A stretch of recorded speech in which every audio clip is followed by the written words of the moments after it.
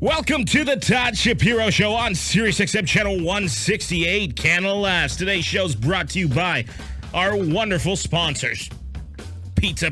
Right now, you get a 16-inch extra-large pizza, 2 toppings, 3 cans of Coke, and new funnel cake sticks for only $19.99. All of this at pizzapizza.ca. Bacardi. Check out Bacardi's newest product, a red spiced rum called Fuego. Get your Fuego face going. Bomb Energy Drink. Receive a $10 off a 2-for a Bomb Energy Drink if you use promo code TTSS, all capitals, at shop.drinkbomb.com. Precision Laser Tattoo Removal. Nobody's better than and nobody removes more tattoos than Precision Laser Tattoo Removal. Go to precisionlasertr.com. Yo Socks offers a large selection of men's, women's, and toddler socks in humorous, novelty, and unique pattern designs. Order your favorite bundle at yo-socks.ca. Carnivore wine, big and bold in style. Enjoy. Carnivore is a great alternative to beer or spirits with your favorite burger or steak. Hashtag Devour Life. Alex Garcia is an advisor at Sun Life Financial and will help you from investing your hard-earned money to all your insurance needs. Contact him at alex.garcia@sunlife.com. MGR Construction. Turn your renos into a reality with MGR Construction. From small home repairs to custom home builds, MGR's got you covered. Go to mgr-cs.com. Sundance Spa Store. Go to the Sundance Spa Store /Todd to save $500 above and beyond any promotion. That's the SundanceSpaStore.com /Todd. RazorCompany.com, because shaving should not be a painful experience. Stubble-free, trouble-free. They'll shave your life. RazorGotStyle.ca. Shop GotStyle at GotStyle.ca and dress as sexy. ED1000's a new hope for men suffering from erectile dysfunction. Go to ED1000.ca to find out more. Oh, yeah. Oh, there's a lot of us. A lot of us are hanging out today. It's going to be a bit confusing. We're here on SiriusXM Canada Laughs Channel 168. And we're doing the show live from the Pantages Hotel. I almost said the Pantages Theater, but we're not talented enough to be on the Pantages Theater room at all. Anyway, why are we here? Why are we here, Roddy? I'm asking myself that right now. I have no fucking clue. But we're here. So we're here because JFL42's in town. JFL, .com. It's confusing. .com. Okay, that's the real way of saying it. You make someone laugh and you say .com, that's their website. Anyway, Jay Brody, though, isn't with us because we need a guy to help out back in the studio, and we already missed Brody's vibe. Brody, can you hear us? Oh, yeah. How can you guys hear me? We can hear you, Brody. It's good. There's no delay either. Good job by Sam and the engineers here. We have a bunch of comedians coming on the program. We got Matt O'Brien coming on, who won Top Comic here from SiriusXM a few years back. We have Andy Kindler, who's a legit guy, going to come hang out with us. 2 people we don't have. We don't have Craig Ferguson. Unfortunately, he canceled for a second day in a row, although there is rumors that he might come on the program tomorrow. Roddy, stop holding your breath. .com. So, anyway. .com. For all your ticket information. .com. Anyway, so we also have Robert from ticketpartners.com, and there is a beautiful story that please people hang on for. Because Toothpick Man, who has not been named, there was almost an altercation with him in an elevator and then a hallway here right at the Pantages. It was fucking awesome. and I should not be taking pleasure from someone else's boiling point, which is Robert's. But I'm happy that Robert is feeling what I felt a couple days ago, where you can't beat up, like Mike Tyson can never beat up Betty White dead. Like you just, I'm glad I'm still here because I thought I was going to be ended. You would, yeah. You don't know his training, dude. Yeah, I don't know his training. Toothpick Man looked at Robert, all 5'3" of him, and said, "My kid was born bigger than him," and he said, "Hey, I would end you." Yeah. And for those listeners, I'm 250 pounds, 6 foot. Yeah. So he's got balls, man. Robert's an intimidating dude. We'll get into it in a minute. But, we have a comedian to start the show. Josh Haddon's here, by the way. How you doing, Haddon? Yeah, I'm good, man. The guy had Hinchcliffe had a hot we haven't said who it is yet. Oh, Jay, shit. Jay, Wow. Jay, dump that. No, dump it. Dumped. Yeah, we got to teach Haddon some. The little dude, the little guy had he had a hot coffee in his hand though, so I was worried about that. Oh, I was so close to just smacking that in his face. He would have got a Timmy's in the face, dude. I almost got arrested today too. I've never almost got arrested. Today I almost got arrested. Anyway, why don't we start the show off though? Because it feels like an inside boys club here, and I don't want to make the guy wait because he's gracious with his time. Comedian Matt O'Brien, why don't you come hang out with us? I will just come Robert, if you don't mind. Robert, we'll get a lot to you today. Don't you worry. Brody, you're gonna Brody, are you back there? Can you hear me? Oh yeah. God, he moved. I was about to end him. Okay. Toast, buddy. My eye on you, man. I love fighting. I love fighting so fucking much. As I cross my legs, did you see that? I love to fight. And I cross my legs very daintily. I'll fight the shit out of you. In 5 minutes since I fought somebody. At least you're taller than 5'9". What happened? Was it in an elevator? Yeah. What happens when the doors open? Is the fight over, or do you just push the button again? You're like, no, we're going another 10 floors. We were actually in front. At one point, we started to leave the elevator, and then Robert was in sort of the doorway of the elevator, and I was waiting for it to go ding, ding, ding, and that would be the sound of the bell ringing. That's hilarious, dude. Robert's the kind of guy who I think when he started would have just hit the stop button. Like that is the scariest button ever. Those are short punches, though. You got to quick jabs. You can't full haymaker in an elevator. You got no wind up, right? No, exactly. You're tweaking noses. You're pulling ears. This was the greatest story of all time. Hey, Matt O'Brien, how's that JFL42 going for you? Great, man. It's always a blast, dude. It's fucking. I'm drunk all the time. I'm drunk right now. Are you actually? No, I'm just very hungover. Okay. I'm drinking a ginger ale. That's not the hangover badge, right? It's great, man. It's all the shows have been great. Literally, like every comic I've seen, it's like no one's a stinker. Do you know what I mean? Oh, who have been your favorite so far that you've seen here? What's this? We'll get a little Bacardi for you. Bacardi Fuego. Yeah, have it. It's great. Just what? Why is it Fuego? Does it have like Tabasco in it or something? You can add a little. I mean, this sounds like a nightmare if I don't have one. Yeah. If I don't drink this, man. But if I do, thank you very much. The party's on. I appreciate it. Fuego. Yeah. Oh, it comes with a little guy. Yeah, get your Fuego face. Little guy. Get your Fuego with a little Tabasco sauce. Who did I see? Oh, I saw Riz Darby the other night. He was great. Cool. That New Zealand accent, so goddamn charming. You could see, that guy could read the ingredients off shampoo. I would love it. Anything, man. So let me ask you, like being a comedian, do you know all the comedians that are going to be on a huge bill like this? Because I, as a host, don't even really know. And, I get to meet a couple, and some you know, some you don't, some you want to punch out. But I mean, like...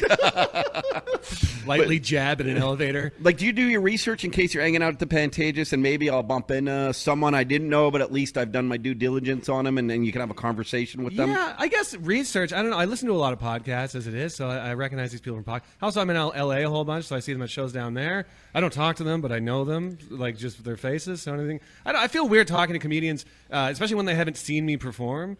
Because I feel like if I go up to them and be like, "Hey, I'm a comedian too," like anybody can fucking say that, right? The guy that I saw name drop, not only was he a comedian, but he name dropped who he wrote for, who his best friends were, all that kind of stuff. So one of those guys. Okay, so where are you from originally, Matt? Originally from London, a town outside of London, Ontario. Okay, good. Yeah. Cool, salt of the earth. I say good Canadian boy. Yeah, I like that. Grew up on a farm. Wow. Yeah, isn't that crazy? Wow. Farm strength, dude. You could kick that guy's ass. No, everybody thinks farm guys are tough. I'm not tough because there was nobody to fight on the farm. Everybody says that. They're like, well, farm guys must be tough. I'm like, no, I was by myself with a dog the whole time. Unless the dog taught me how to fight. But no, there's no one to fight. It's not like farm people are just doing push-ups all the time. Oh, I spit all over the mic. Oh, that's fine. That's what the screen's for. gross. I have pink eye. It doesn't matter. I actually do. I actually have pink eye. Okay. The guy said I was crying. I'm like, actually, I looked at him, I go, I have pink eye, and I rub my eye, and I go, you want it too? He goes, ew. Okay, anyway, we're getting too off topic. Well, oh my God! I wish we had anyway. I wish we were I wish we get this. We should get this to Howard Stern. He'll like this. Matt O'Brien is here. So you grew up in London. What's it like being in L.A.? Is there some sort of pretension there? Are there good people? What's that mix like? Do you miss home when you're out there? Yeah, but you know what? Everybody's like, oh, LA people, they're kale and smoothies, and they're all like dainty, and everyone's an asshole out there. Everyone's super nice. Nice. Because like everyone's from a different place. No one's like from LA. You rarely meet somebody that's from LA. Everyone's from a different place, and everybody just wants to get along and like support each other. It's crazy. Like it's very much the same here. Like everybody in LA is very cool and very like supporting. For the few times I've been in LA, I agree with you, and part of it is I think and I've said this before, but I think that they always don't necessarily know who you are too, so you might be connected to someone really important. Like your dad, like my dad might be Spielberg, so they're going to be nice to me there. You know, they don't. People probably say that in L.A. Yeah, my dad's Spielberg. Like, yeah, all of our dads are Spielberg. All right, that's the oldest L.A. trick in the book. If you said Weinstein, it might be true. Yeah. Okay. So you're out there, and you do the Comedy Store and the Laugh Factory, and do you do some of these clubs and stuff? I do mostly like the independent shows out there. Those are the ones to get on. Like the actual clubs, you got to be somebody, and I'm not even. Really? No, you are some. Really? Oh yeah, I mean, yeah, but you got to have like at least a late night credit or something down there. Interesting. So what's that climb like? Is that I mean, you guys are so I mean, A, you're self-deprecating, but B, you work so hard at this craft that I love it. I do admire, despite that little prick that we saw earlier. I really admire 99% of comedians because it's a grind. Let's face it. Even for that guy, it's still a grind. Even though he told me he's rolling in money and shit. But Jesus. Yeah. But you must have such a passion for it. I love it, man. But with the because a lot of the Canadian credits don't really transfer over. The only one that does, and I'm not just saying it because I'm on here, but Sirius XM. That's the only one that transfers over because I won that competition. That's the only one that U.S. people recognize. And like my Comedy Now special that's on CTV, I show that to clubs down there, and they're like, "Oh, that's a pretty cool looking Comedy Central." I'm like, I don't correct them. I'm like, yeah, it is Comedy Central. I'm glad. I really respect you saying that, Matt, because one of the things which is funny for me being a Canadian is that Sirius XM, I don't think is respected on the level in Canada as it is in the States. And that's why we love being associated with it, of course. It's such a great brand. It's such a powerful brand. And that's important for me to know that those Sirius XM, because I might need a job there one day too. Yeah, dude. It's crazy. I remember the first time I went to San Francisco, I was doing some open mic, and then a couple came up to me. They're like, yeah, we heard you on Sirius XM. That's why we came. Great. And this was like 4 years ago. Yeah. And I'm like, how? Because they love listening to Canada laughs and all that stuff. Like they like Canadian comics. Like anytime you go down there as a Canadian, they're like, "Oh my God, you're Canadian." I love Dan it. Aykroyd. Are you buddies with some of the guys down there who are other Canadian comics? Oh yeah, like my buddy Eddie Del Cepes. Oh, he's a nice guy. He's the best. We just ate burgers before this. That's why I feel like shit too. Okay. They're not a sponsor. You can say that all you want. Okay. That's fine. Burgers Priest, very good burger. Okay. Check it out. Who else is down there? My buddy Chris Locke, he's going down there. Chris, we've had Chris on. Alex Nussbaum. There's a lot of Canadians. Graham Kay. There's a lot of Canadians down there. I love it, man. I'm waiting for my green card to get approved. So is that and that's the goal? You want to stay down there? Get out of here, yeah. And then like, is it ultimately to do like is the goal the sitcom? Because it's two-parter. Because I watch your YouTube channel. I thought it was great. You're doing the Subway talk show. Yeah. And I thought it was a really creative idea. It was fun where you just talk to people on a subway. Yeah. It's amazing. So is that kind of you'd like to do more mainstream stuff? Is that the goal? That's it. Yeah, that's it. I mean, there's certainly a ceiling here in Canada. You can only do so much, and once you do it, that's it. You just keep repeating. I remember, like, I've done so many small towns in Canada. I did this town, Minden, Ontario, like multiple times. So much that I got recognized at a Dairy Queen out there. And some guy gave me a free ice cream cone. And I'm holding this ice cream cone, and I'm like, I got to get the fuck out of this You're country. a star. You're a star. And then people are coming up. They're like, yeah, we heard a lot of this material the last time you were here. I'm getting repeat audience in shitty small towns. That's the Minden one-nighter, the Yucks. Yeah. You get half price off it's food, a fun show or whatever, but I don't know. It's like, it's the goal is definitely to get out of here. And no, you respect the audience, you respect where you came from, but let's face it. I don't want to have to leave,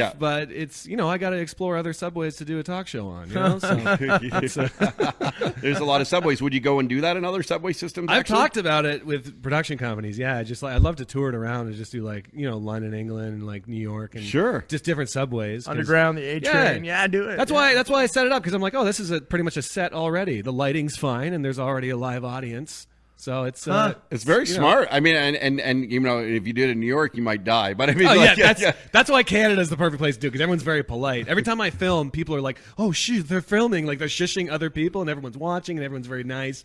But you're pretty nice from the few I watched. You're pretty nice in your interviews, though. You're not out there to make fun. You're not like that. You ever see this Tyrone guy on YouTube go around? He's like, I'm gonna fuck your wife. I think I've only said that once, and I did. So I followed. That was to Julia. So that was I just want to keep it goofy and loose and whatever. That's basically the character I play on. Is like I treat it like it is a real show. So I never say it's on the subway or anything like that. You just have some fun with it. Matt O'Brien. It's MattO'BrienComedy.com. You betcha. MattO'Brien.com is some lawyer from Florida. He won't give me the rights. Because then you had to get at Matt_O'Brien, didn't you? And then Matt O'Brien is some English guy. I messaged him recently. I was like, give me your Twitter handle, you fucking idiot. And he was like, I'm not done with it yet. And he tweets like once every month. I was like, come on, that's a waste. There should be a prerequisite that if you get someone's full name and you got it first, if you're not tweeting at least once a day, they should have to give it up. They should have to pass the torch. Give it to a better person. Maybe more, just more active. These are the first world problems that we have. Oh, my Twitter handle. It's true, actually. It's true. And then you're doing a show. Can we still see you at JFL?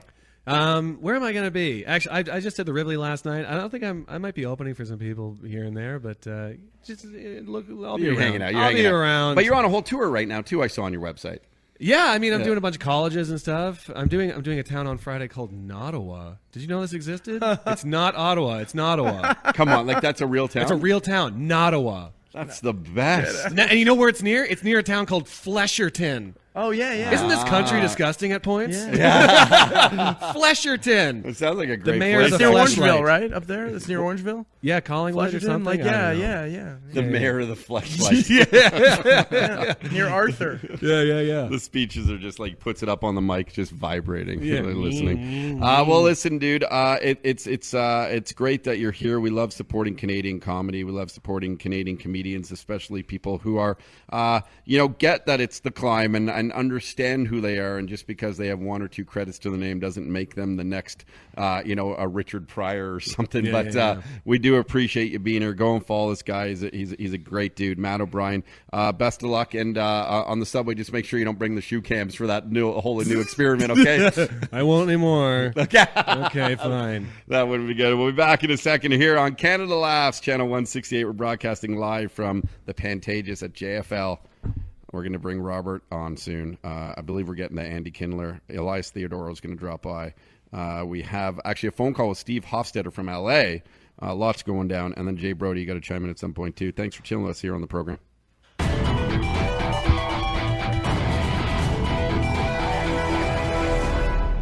If you smell what the Rock is cooking. You're listening to The Todd Shapiro Show on Sirius XM, Canada Laughs, Channel 168. If you smell what The Rock is cooking. Thank you to Pizza, pizzapizza.ca. Right now you can get a 16-inch extra large pizza, 2 toppings, 3 cans of Coke, new funnel cake sticks. It's only $19.99 at pizzapizza.ca. Pizzabilities. Scratch card going on right now. Every card's a winner. Went up to $8 million of prizes. $8 million. Because of pizzapizza.ca, because of Pat Finale, because of Roddy Comer helped come up with the Pizzabilities campaign. Thank you to Bacardi. Check out Bacardi's newest product, a red spice rum called Fuego, and get your Fuego face going. We brought some to the JFL here just so we can share with our guests. Bomb Energy Drink. Receive $10 off at 2-4. That's a 24 case of Bomb Energy Drink. If you use promo code, it's all capitals, TTSS at shop.drinkbomb.com. That's shop.drinkbomb.com. Love Bomb Energy Drink. It is delicious. It gets you going. Precision laser tattoo removal. Guys and ladies, you may have got a tattoo of a half-assed comedian one day because you thought he was funny, and then you realize that this half-assed comedian is actually he's terrible. And the more your arm ages and wrinkles, he actually ends up looking better, but you realize you don't want this guy associated with your arm, so you want it off. Well, now you can go to precisionlasertr.com. Someone's got to wait outside that guy's hotel room to just get him to come down on a cell phone, and we'll be on live on the radio with them. Maybe that's what we should do with the conversation. Anyway,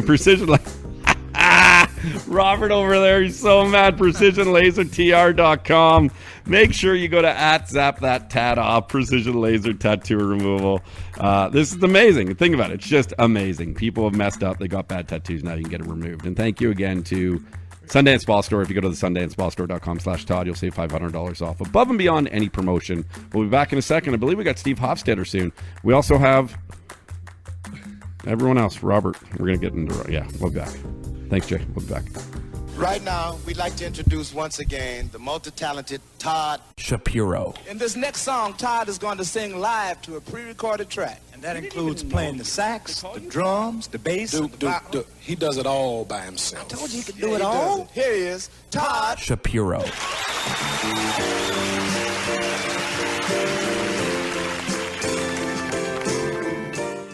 So many pizza abilities at Pizza Pizza. Hi, it's Pat Finelli with our exciting Pizza Abilities Scratch and Match game.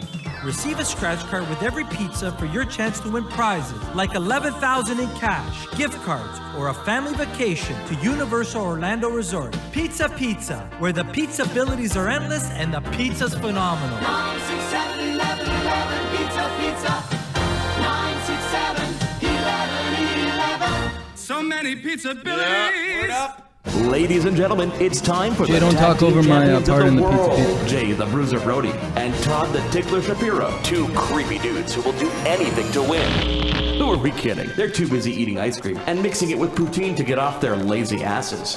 2 hours a day. That's it. You'll get them for 2 hours a day. Todd Shapiro Show hanging out at the Pantages Hotel. I think it's a Skyline property. I like Skyline. We do a lot of work with Horseshoe, Hidden Valley. Sorry. The other one. I forget now. Deerhurst. Wow, bro. We got Josh Haddon. How are you, bro? Oh, I'm so great, man. Still alive? Yeah, I'm still kicking it. Love this guy. Yeah. It's the king, man. Loving it. Spent all night thinking about you, buddy. Oh, that's creepy. That's no, nice. All night. Real all night creepy. Oh, you're such a sweet guy, man. I don't get it. I don't know why someone would be so mad at you. I can't wait to talk about that piece of shit. Like, really? I can't. You're such a sensitive, nice, endearing, charming human being who wants the best for people. And you're sitting here jacked up and angry, which is not conducive to a happy life. I'm not jacked up and angry at all right now. Well, Robert is. Yeah, Robert is. Yeah, I am. My blood is boiling. Yeah, right? And like, none of us deserve to be mad. Like, we should all just be zen and enjoy moments. And then there's these little pieces of shit running around. Exactly. Jay, do we give satisfaction? Do we give satisfaction by saying this toothpick man's name on air? I guess it doesn't matter for us. We might as well tell the story, right? In our opinions. I think it's time to do that. I think we got to say who it is and talk about it openly. And I think there's a good reason for it, and I'll tell you why. Because if you remember Monday's show, after my little incident with Toothpick Man on Saturday night, where he went up on stage and made fun of me defenseless because I just introduced him to an act here at JFL. And then he goes up and starts ripping into me, teed off on me, as he said, for no point. There's just no reason. I'm not a comedian. I'm not a guy who spends my entire life being miserable and cynical and then creates 10 minutes of good material every year, so that makes me a good, fun guy. No, I'm just a fun guy. That's me. I'm not funny. I'm fun. I love to have fun. Come to my house, hang out with me from 6 to 7 o'clock this evening, and you'll just have a fun time. I don't need 2 years to work on 1 hour of great material. I just need an hour to do it, and you'll have a great time, if that makes sense. So he tees up on me, and I'm just too old. I'm not there to roast. And call me a baby, but I'm too old. I've worked too much at this craft and put too much of my livelihood into protecting myself and defending myself. And I basically said, dude, that was fucking bullshit. You go up there and you rip into me for no point, for a couple of laughs. I guess you can't rely on your set to get laughs, so you got to go and make fun of other people, even though his set was pretty pathetic too, and he's a half-ass comedian. And because all he does is make fun of people in his act, and he tells terrible rape jokes and things, like terrible, terrible stuff. And I just, whatever. So tell him backstage, and then we didn't air the conversation that I accidentally recorded, where he rips into bullshit charity, white knight stuff, because I talked about a charity. I'm rehashing the story. He rips into Sirius XM. He rips into Howard Stern. He ripped into Howard Stern saying he's tapped out. And that to me was pretty hilarious. So, this guy, this toothpick man, we came up with an accidental name. No one planned it. We didn't create it. Roddy just sort of said he's like that thing you put in a pig in a blanket or whatever. and it was funny to us. Yeah, it's like radio shticky, but it's hilarious. He's a little fragile toothpick man. He's very cute, and you wouldn't want to harm a cute little guy like that. So anyway, during that show, we got an email from the JFL people. It even made Brody fist pump, to say that he was booked on the show for Wednesday, today. And we're like, nice, he's coming on the show. Good for him. Toto has balls. Good for him. Let's debate it on air. Let's have fun. At the end of the day, it's fucking entertainment. That's all it is. That's all it is entertainment. We found out at about 2 o'clock today that this guy, and now I'll say his name, Toothpick Man, is in fact a guy by the name of Tony Hinchcliffe. Tony Hinchcliffe backed out of the interview on purpose. There's no sound check for a microphone. There was no excuse because he had a charity event to go to. He wasn't rehearsing routine. And the reason why I know this is because we had a pregame cocktail and we saw him in the lobby. So he was here. So Tony Hinchcliffe backed out of coming on a show where there was an incident, and I just invited him on. No hypocrisy here. This isn't about me teeing him up without a chance to defend himself. This is on what's reporting on exactly what happened, and I can say exactly what happened because I've recorded conversation. And what has happened since now, I have a witness, which is Robert from TicketPartners.com, who was with me. Yeah. I'd like to give him a new name, Weasel. He's a Weasley rat. He's a Weasley rat. Robert and I had to come up to the third floor to check out just our surrounding stuff just before we actually hadn't even had our drink yet. We ordered the drink, wanted to check out, set up here. So we go in the elevator. Right as we go in the elevator, it's right at the time that Tony Hinchcliffe goes on the elevator. Exactly. So we're in the elevator. Robert, Jay, are you listening to this? I can't wait to hear what happened. Robert and I are literally in the elevator with Tony Hinchcliffe, the three of us just in an elevator. Oh, my God. So let me guess what happened. Let me guess what happened, right? Robert went rare or and then try to bite him in the face. Am I right? No, he was completely respectful. Oh, shit. And literally the conversation started like this, which is like, dude, why don't you come on the show? Aren't you crying? Yeah. Why are you crying? That's what he said to me. He must have said that 500 times. Why are you crying? He kept ripping at me that What's I wrong had with tears you? in my eyes and I was crying. Like and I'm looking at him going, you're not cut out for radio, Todd. You're crying all the time. Yeah, and it makes no sense. He kept telling me I was crying. In the elevator? In the elevator. Yeah. And I'm like, dude, the only baby is you not coming on the program. We're right here. We're 3 floors up. We're a 4-second elevator ride to our studio, which is going to start in 6 minutes. That's all it was. Come on, dude. And I'm like, let's have a healthy debate. It's entertainment. No, he rips into Sirius again. Rips into my show. Rips into me as a radio host. And now I'm expediting it a little bit. I kind of called him again for being a bit of a piece of shit and stuff. And he looks at Robert. Robert, just because we're in a day and age and why not, is filming this, okay? He grabbed out his phone, and because why not? And I think it's good to have the evidence to show, again, how much of a pussy this guy is, because all we did was invite him on the program. He looks at Robert. He says, what are you, his stupid little sidekick? Something like that. I don't know if he's that stupid. No, he called me. Well, I'm going to get to that. Yeah, okay. But at first he said, what are you, his like loser sidekick or something. I actually forget, but it'll be on the tape. Now, Jay Brody, imagine this. This guy is smaller than my child. My child is 8 He's weeks a weasel. old. He's a weasel. He looks at Robert. We're not on air, okay? There's nothing on air.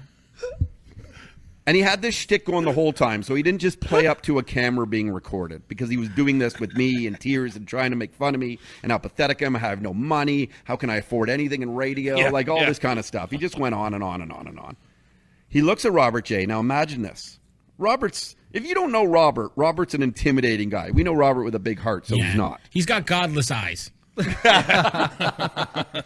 He looks at Robert and says... Robert, you repeat what he said. He called me the fat sidekick. He goes, what is this, your fat sidekick? Whoa. And I had to hold back a little bit. Can you imagine? That's me, guys. I'm the fat sidekick, if anyone is. But you don't look at a guy who you don't know, you don't call a guy fat you don't know. Yeah. You just don't. If you did that at a bar and you walked up to someone you didn't know who was 5 inches taller than you, outweighed you by 70 pounds, not because he's fat, just because he's a bigger dude, you would never look at that guy and call him fat. Robert then literally was like, dude, what are you doing? I will put my fist through your face. You don't call people fat.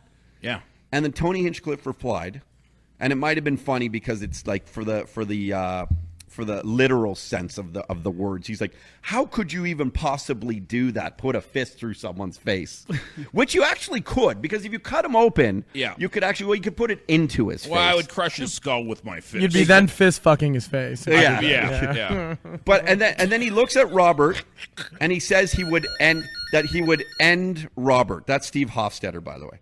That he would end Robert. Yeah, you don't know what I know, he says. I have all kinds of training. He would end me. I'm like, for the listeners, I'm 6 foot, 250 pounds. I work out all the time. Like, it would take a little bit more than a weasel, rat, toothpick man. And despite what his training is, he's not a UFC fighter. He's not Joe Rogan. He's none of these guys. And maybe he learned a couple of moves in training, but there's a reason in fighting why there are weight classes, too. Yeah. There's a reason why someone who is the most trained person, but only at 140 pounds, and we're going to have Elias Theodoro in here later, will never fight in the heavyweight division. Exactly. Because by sheer force, your moves wouldn't be as effective. Yeah, I think that the reason that it pissed me off the most is that he was calling me out to hit him, and as soon as I did or would have hit him, he would have called the police. He would have been a coward. He would have been a pussy, Yeah. exactly in my opinion, which he is. A, for not coming on the show. B, for pretending he was going to fight Robert and come start it. I'm not going to start it. And then he didn't want to go and pursue that and do anything. He didn't want to throw a first punch. And Robert was steaming because he should, of course, be steaming. The guy just looked at him and called him fat. Yeah. But anyway, Jay, do we have Steve Hofstetter on the phone? Steve is right here, yes. So why don't we take a break from this little Weasley prick, Tony Hinchcliffe? And why don't we take a break from him? And then why don't we get to a real comedian, a guy with a lot of success, who doesn't ride the coattails of others, who isn't just a writer, who's an actual guy that does stuff for Fox Sports, that has his very talented shows, and he's and a very funny guy. Steve Hofstetter, how you doing, my brother? I'm good. Until you said Tony's name, I just heard the back end of the conversation. I thought you guys were talking about Jonathan Papelbon. Oh, do you know Tony Hinchcliffe? I don't. We've never interacted, so I have nothing to say in either direction. Fair enough. And of course, that's not my point, is to drag you into an exploitive show, because we're actually not exploitive guys. But we just bumped him in the hallway at JFL, and he looked at a guy who's basically three of him and said he would called him fat, and then said he would end him. But anyway, that's a whole other story. Hey, how are things going with you, Mr. Hofstetter? You must be excited. Postseason is looming. Yeah, I'm really rooting for Mets versus Jays in the World Series, partly because that would mean the Mets somehow get there, but also I would love to see the Mets pitching against the Jays hitting. I think that would be incredible. Yeah, it would be. It would actually be incredible. Of course, we're biased here, Broadcaster Toronto. We talked about this last time you were on your show, but these Blue Jays, they truly do really seem invincible. Like it's crazy. This Josh Donaldson, I cannot see anyone beating him out for MVP. And the craziest part is part of why the Mets are so good is because of that trade that the two teams made when the Jays got Dickey and the Mets got Syndergaard and Darno. That's right. Without the two of those, those are two pretty important pieces to the Mets puzzle. But Dickey is also important to the Jays, so it was kind of a great trade.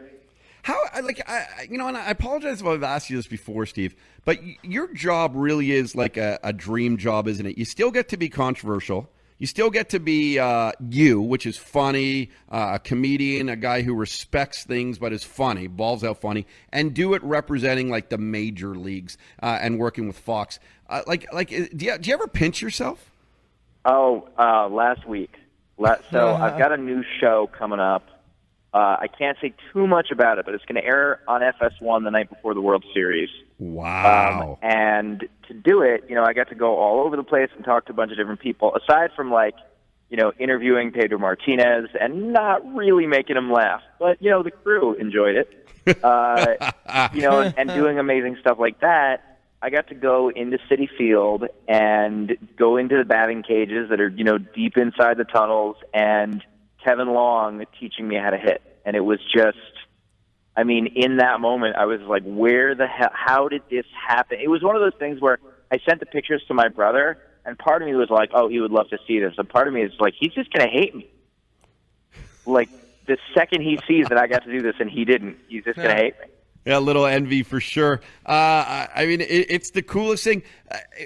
Are you like, why you, do you think? Why did they take a chance on you? Is it just because you actually know your sport? No, really. Is it because you know your sports? I think it's very rare that a comedian has as much sports street cred as I do, because so many comedians, grew up being theater kids and not jocks. I grew up somewhere in the middle where I wasn't a jock, but I was someone who loved watching sports.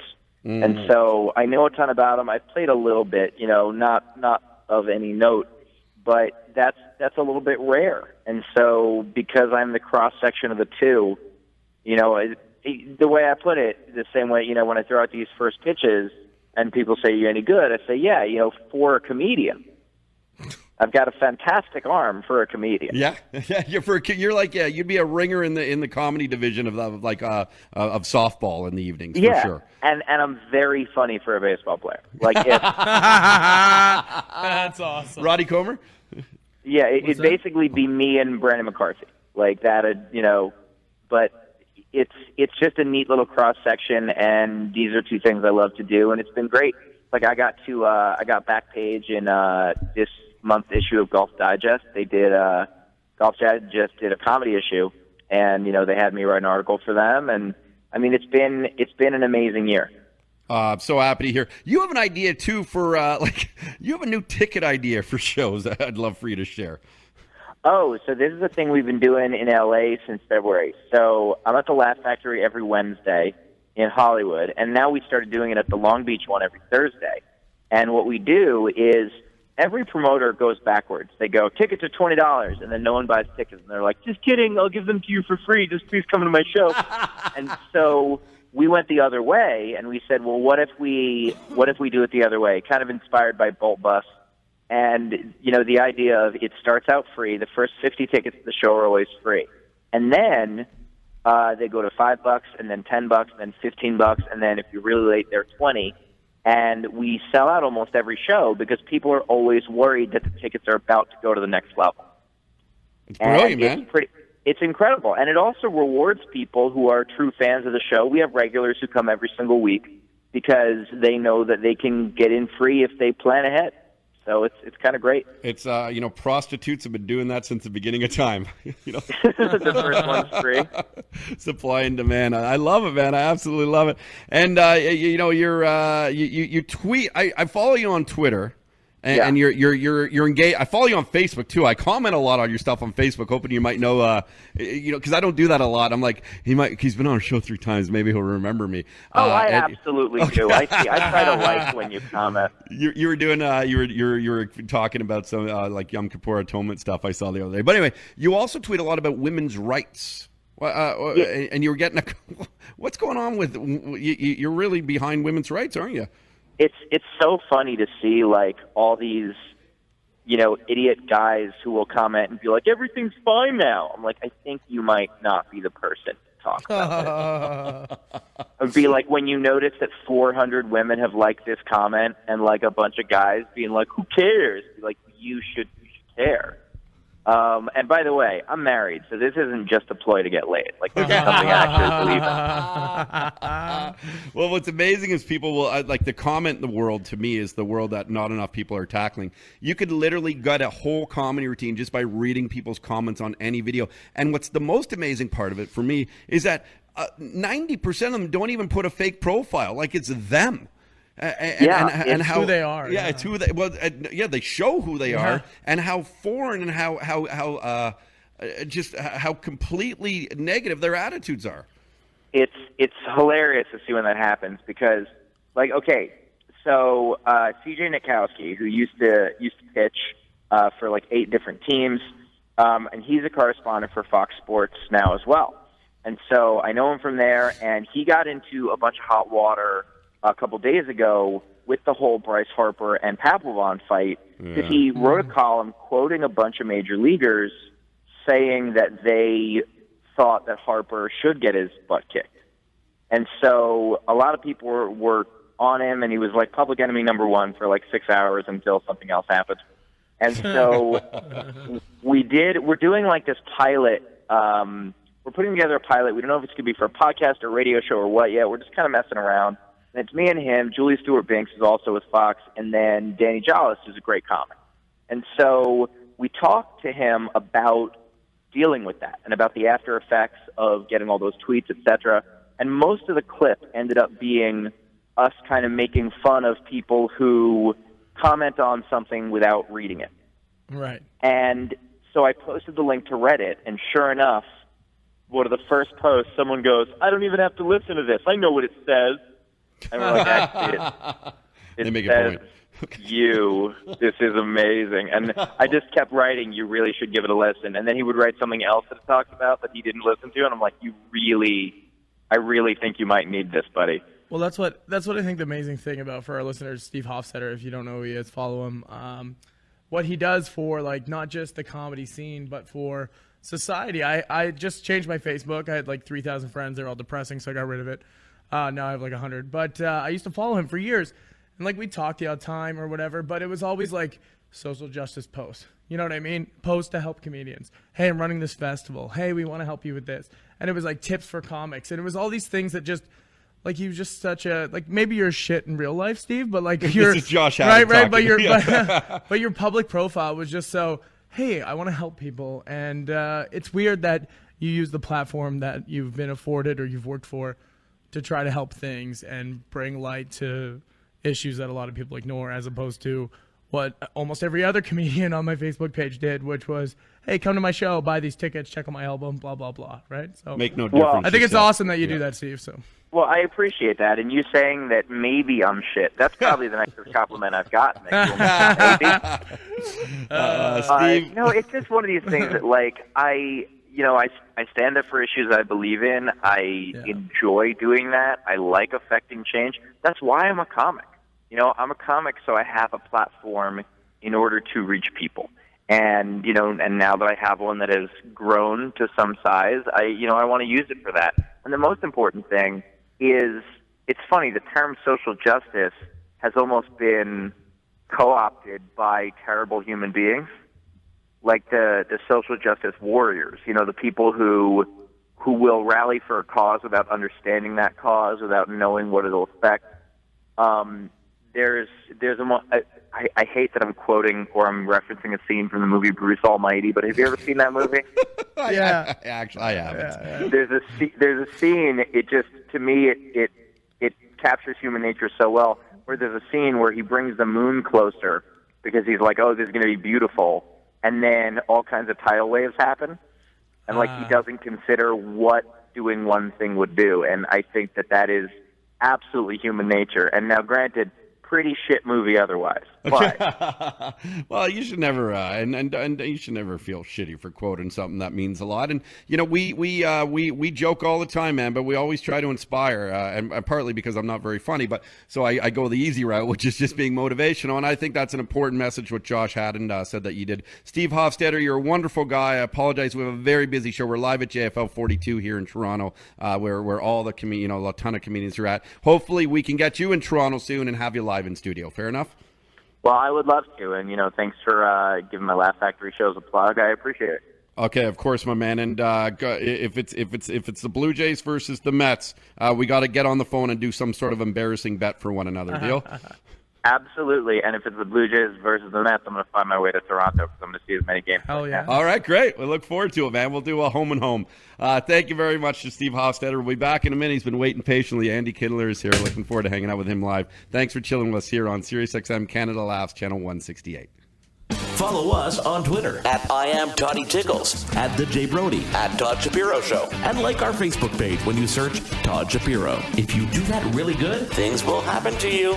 If you don't follow us or like us, bad things are going to happen when you least expect it.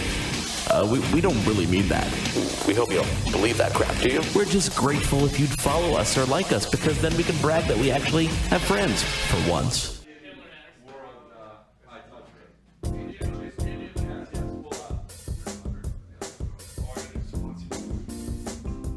All right, thanks very much. Here, well, lots going on at the Pantages, but let's not forget to thank the sponsors who make this happen. If it weren't for these guys, we might not be here. Although if it wasn't for you, we wouldn't be here either. Thank you so much to Yo Socks. Yo Socks is incredible. Basically, what you do is you enter promo code Todd Shapiro at yo-socks.com. You get 20% off their Yo Socks brand. These are humorous novelty item socks. Socks that you're going to love to kind of dress down your fancy outfit or just throw on to start a conversation. They're pretty awesome. Yo Socks, again, yo-socks.com. Promo code Todd Shapiro. You get 20% off. Yo Socks. We appreciate Ryan and everyone being involved in the program. They're coming on soon to tell you a little bit more about them other than me just reading off a piece of paper, but make sure you go to the website to understand. How about Alex Garcia, who is an advisor for Sun Life Financial? He can help you from investing all your hard-earned money to all of your insurance needs. Make sure you contact him at alex.garcia@sunlife.com. We forget, people. We forget that we get old. We forget that we should look out for ourselves 30 years from now as opposed to living right now in the know and pretending that we're invincible and everything is going to be perfect. It usually doesn't end up that way. So take care of yourself. Contact alex.garcia and have some insurances in place for you and your family. Again, alex.garcia@sunlife.com. Carnivore wine. This is our wine. It's our wine of choice. It's our favorite wine. Why do we like it? It's not a pretentious wine. It's not a snooty wine. It's not a wine that you just bring, to someone's house and have to talk about everything so perfectly. No, it doesn't work that way. It's big, bold in style. Basically, have it as an alternative to a beer or spirits, man. Have it with a steak. Have it with a burger. That's what we talk about. Carnivore wine. Bring it over to your boys' next barbecue. I'm telling you, you're going to enjoy it. Thanks to Carnivore Wine. We'll be back in a second. Andy Kindler's here. Sirius XM. Are you lonely? Oh, yeah. Well, we're here for you. Call the Todd Shapiro Show every Tuesday and Thursday at 5 p.m. 1-844-887-7469. That's 1-844-TTS-SHOW. And hit extension 2. We'll make your dreams come true. 168. Thank you. 20 seconds. Hey, Brody. Elias, your hair is like... Make sure you listen to the Todd Shapiro Show, and make sure you tell your friends to listen to the Todd Shapiro Show. Otherwise, you're a cunt. Don't be a cunt.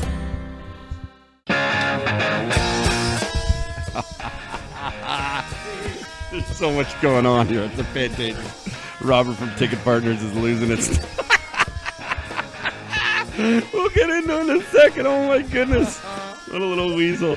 There's a lot of comedians here, so maybe they know Tony Hinchcliffe, but there was almost an altercation. It almost ended. Someone was going to get arrested, but it didn't work out that way. Let's move forward, though. Let's talk about positive things. You don't let negativity affect you that way.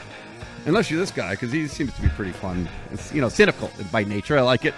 Andy Kindler, AndyKindler.com, at Andy Kindler. A pleasure to be with you live, friend. It really is. So much fun. I think didn't I miss one once? Yes, it made me so upset. You have such a good memory. Do you have good retention? Do I have what? Like, do you have good retention? Do you retain things well? I can retain things very well, but I do. Why am I yelling and I'm mic'd? It's not good. I'm live tweeting that I'm on the air right now. You're yelling on Twitter. Very exciting.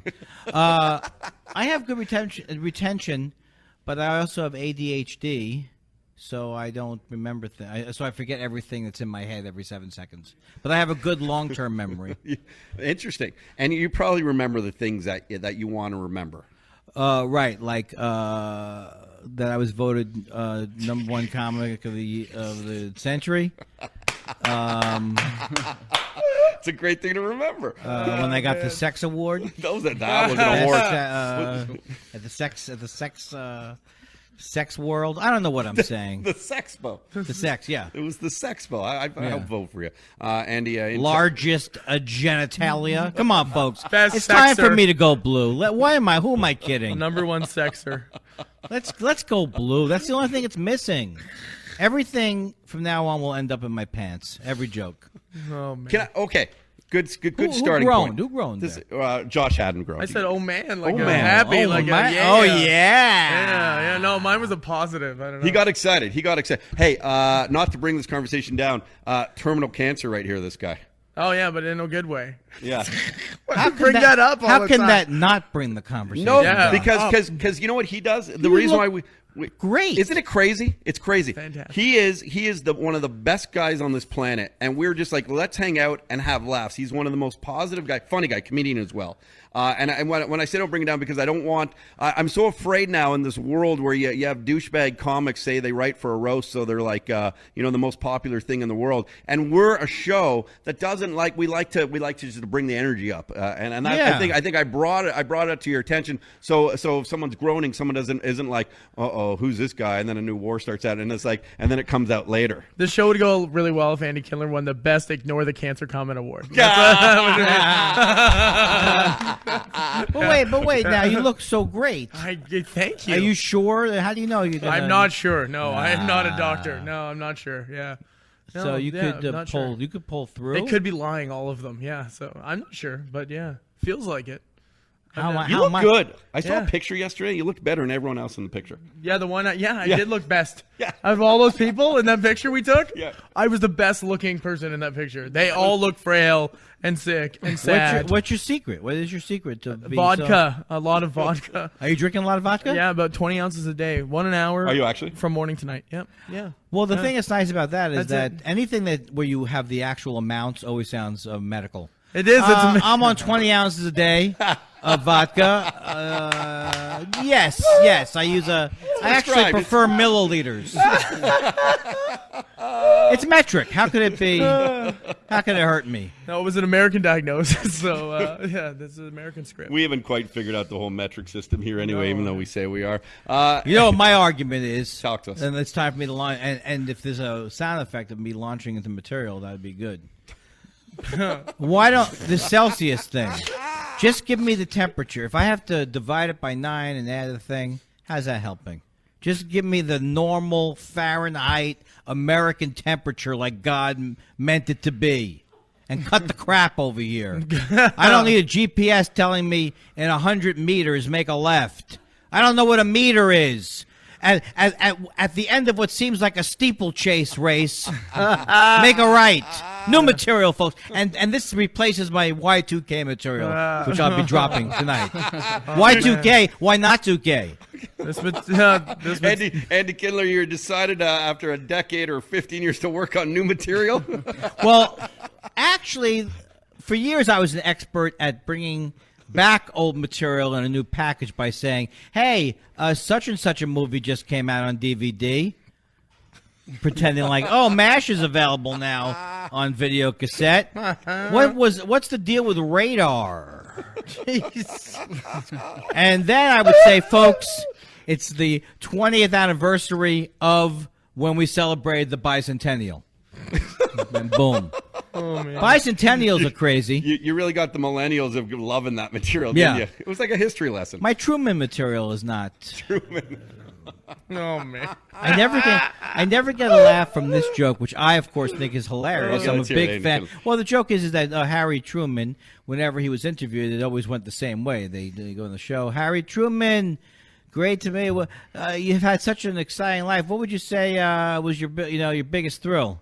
Oh, being president, of course. And what was the main thing that happened as president that you remember? I go, well, I guess the most significant thing was dropping the 2 atom bombs on Japan. Harry Truman, any regrets? Maybe the second bomb. Could have waited a day or 2. Oh, man. Would have killed me. Maybe the second bomb. Could have given him time. Now that I think of it, did I have to drop the second bomb? Oh, man. I like to do things in 2s. That's what knocked me up there. That's why you won that sex award, Andy. Oh, exactly why you won that. Please. Hey, you bring up a good point because I always make the I start a conversation with saying to people like I'm really not a funny guy, and I've had people say, Todd, don't ever tell people that because then you're working on a comedy, but I'm really not. I'm the worst comedian. I've tried it. I fail miserably. I'm terrible, and I won't ever do it again. And I tried to roast once, and thankfully I ended up being the Andy Kaufman of the roast, so it worked for me in my favor because I got the attention, and comedians didn't like it because it took off people remembering their jokes as opposed to the shtick I did just to sort of save myself.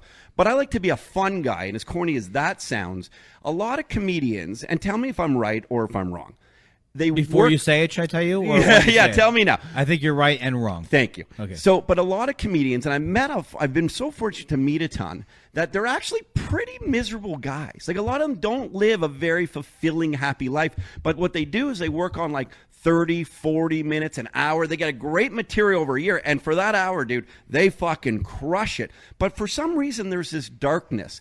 And I don't understand that, because you could spend probably an hour with me after the show, and it would be better than this experience. We would just have a fun time. We'd go for a couple cocktails. Yeah. We'd go see a comedy show, shoot the shit, laugh, talk politics, whatever. Fun. Is that like because you know them all, are most like that? Or is that just me generalizing? I think it's a generalization, but it does fit certain comics. There are certain comics who can be hilarious. If you're hilarious on stage, that doesn't mean you're necessarily hilarious in a radio interview. Now, let's face it, folks. I hit the hilarity button with the first line out. Just being surprised at you having cancer knocked them dead all over the country. Crushed it. I say the word cancer, boom. My Q rating goes up. Whatever that is. What was the other one that replaced it? BBM. PPM, no, there was a thing online. Clout. My your clout score. Your clout with score. A K. With a K. That's what's important about it. But some comics, like if you went out, I'm very, I think, gregarious. I don't know what the word means, but it sounds like something I would be. I'm talkative. I'm friendly. I'm handsome. Maybe the last thing wasn't true. But then some comics are not. And like Gilbert Gottfried, who I think is the most hilarious person in the world, I couldn't have a regular conversation with him. I was like, Gilbert Gottfried, I remember, I think I met you once before. Yes, you had a blue shirt on, and he's on his own zone. Just goes so in his I felt like if I went out to have a tuna sandwich with him, wouldn't be as much fun. He would talk Gilbert Gottfried. But no, not as much fun. It would be fun, but I wouldn't. He's not going to go, Andy, let's put the comedy aside. Okay, so that's where it was leading on. I'm glad that this is exactly where I'm getting to. You did answer before asked, basically, which is, are there comedians who never know how to shut it off? Like, and is that annoying? Well, we all have, and I used to say this a lot before he died, but all comedians are victims of Robin Williams syndrome, or many can be. And Robin Williams syndrome is like dominating the camera. Oh, look at this. Oh, it's a headphone man. Oh, look at this. Oh, let me climb up on the couch. So I have that tendency, and the reason that stops me from being so annoying, I'm annoying, but I'm not so annoying, is I do have the editor in my head that says, Andy, relax. There are other people here at the table. You don't have to prove yourself. But the other part of being on is that you just enjoying yourself. So when comics get together, they're all on because it's fun to be on, depending on the comic. But I mean, think the self. You said nothing there. Yeah, but, right. Yeah. But some comics you're like, But the self-aware ones, to me, and maybe it's any industry. You could probably get a bunch of surgeons in a room. They could all talk about the most successful surgery or something. But, I think it's the self-aware ones that kind of sit back. And there's a time, I really believe, to shine. And I think with age, and again, this is me becoming a 42-year-old man recently, family, all this kind of stuff, evolving a bit, going, I wish more people were like this. Like, you have your 20s to your 30s where you're free for all. You have your 30s to your 40s, which I think is the best decade of your life because you actually. Thanks, rub it in. Rub it in, buddy. No, but I'm in the 40s. I'm past it, my friend. I was getting, in my 40s to 50s, you actually start to get 50s. a point. Now you're talking my language. But we become so opinionated that we actually just don't want to hear what a lot of people say because we're not going to change for someone else at this point. We're not going to be brainwashed into thinking a new thing. We study, we do our due diligence. We're smart enough individuals not to kind of to sway our decisions. So I think it stops the conversation. But at what point do you just go take it all in, have some laughs, as opposed to having to be the biggest voice in the room? Does that make sense? Well, it absolutely makes sense. Everything to me is every conversation, every moment of your life. I mean, I hate to get spiritual on you people, but no, I love this. I'm going to put a prayer shawl on.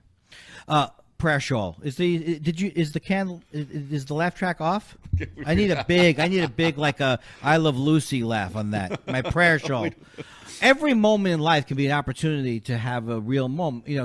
Every moment in life, in the Zen Buddhism way, should be a way to be in the moment and relating. But I think it really depends on, like you said, as you get older, you don't want to hear about other people's things. But I kind of like that Bob Dylan song. He goes, I was so much older then, I'm younger than that now. Where he was talking about when he was 18, he thought he knew all the answers. and then as he got older, he realized he didn't. So you could be as you get older, you become more of what you already were. So if you're an angry, bitter person, you're going to become more angry and bitter. But if you're an open person, I think you get more open. That's why people in some societies, not this society, but that's why elderly people are respected. Now, my target audience are people who watch Murder, She Wrote.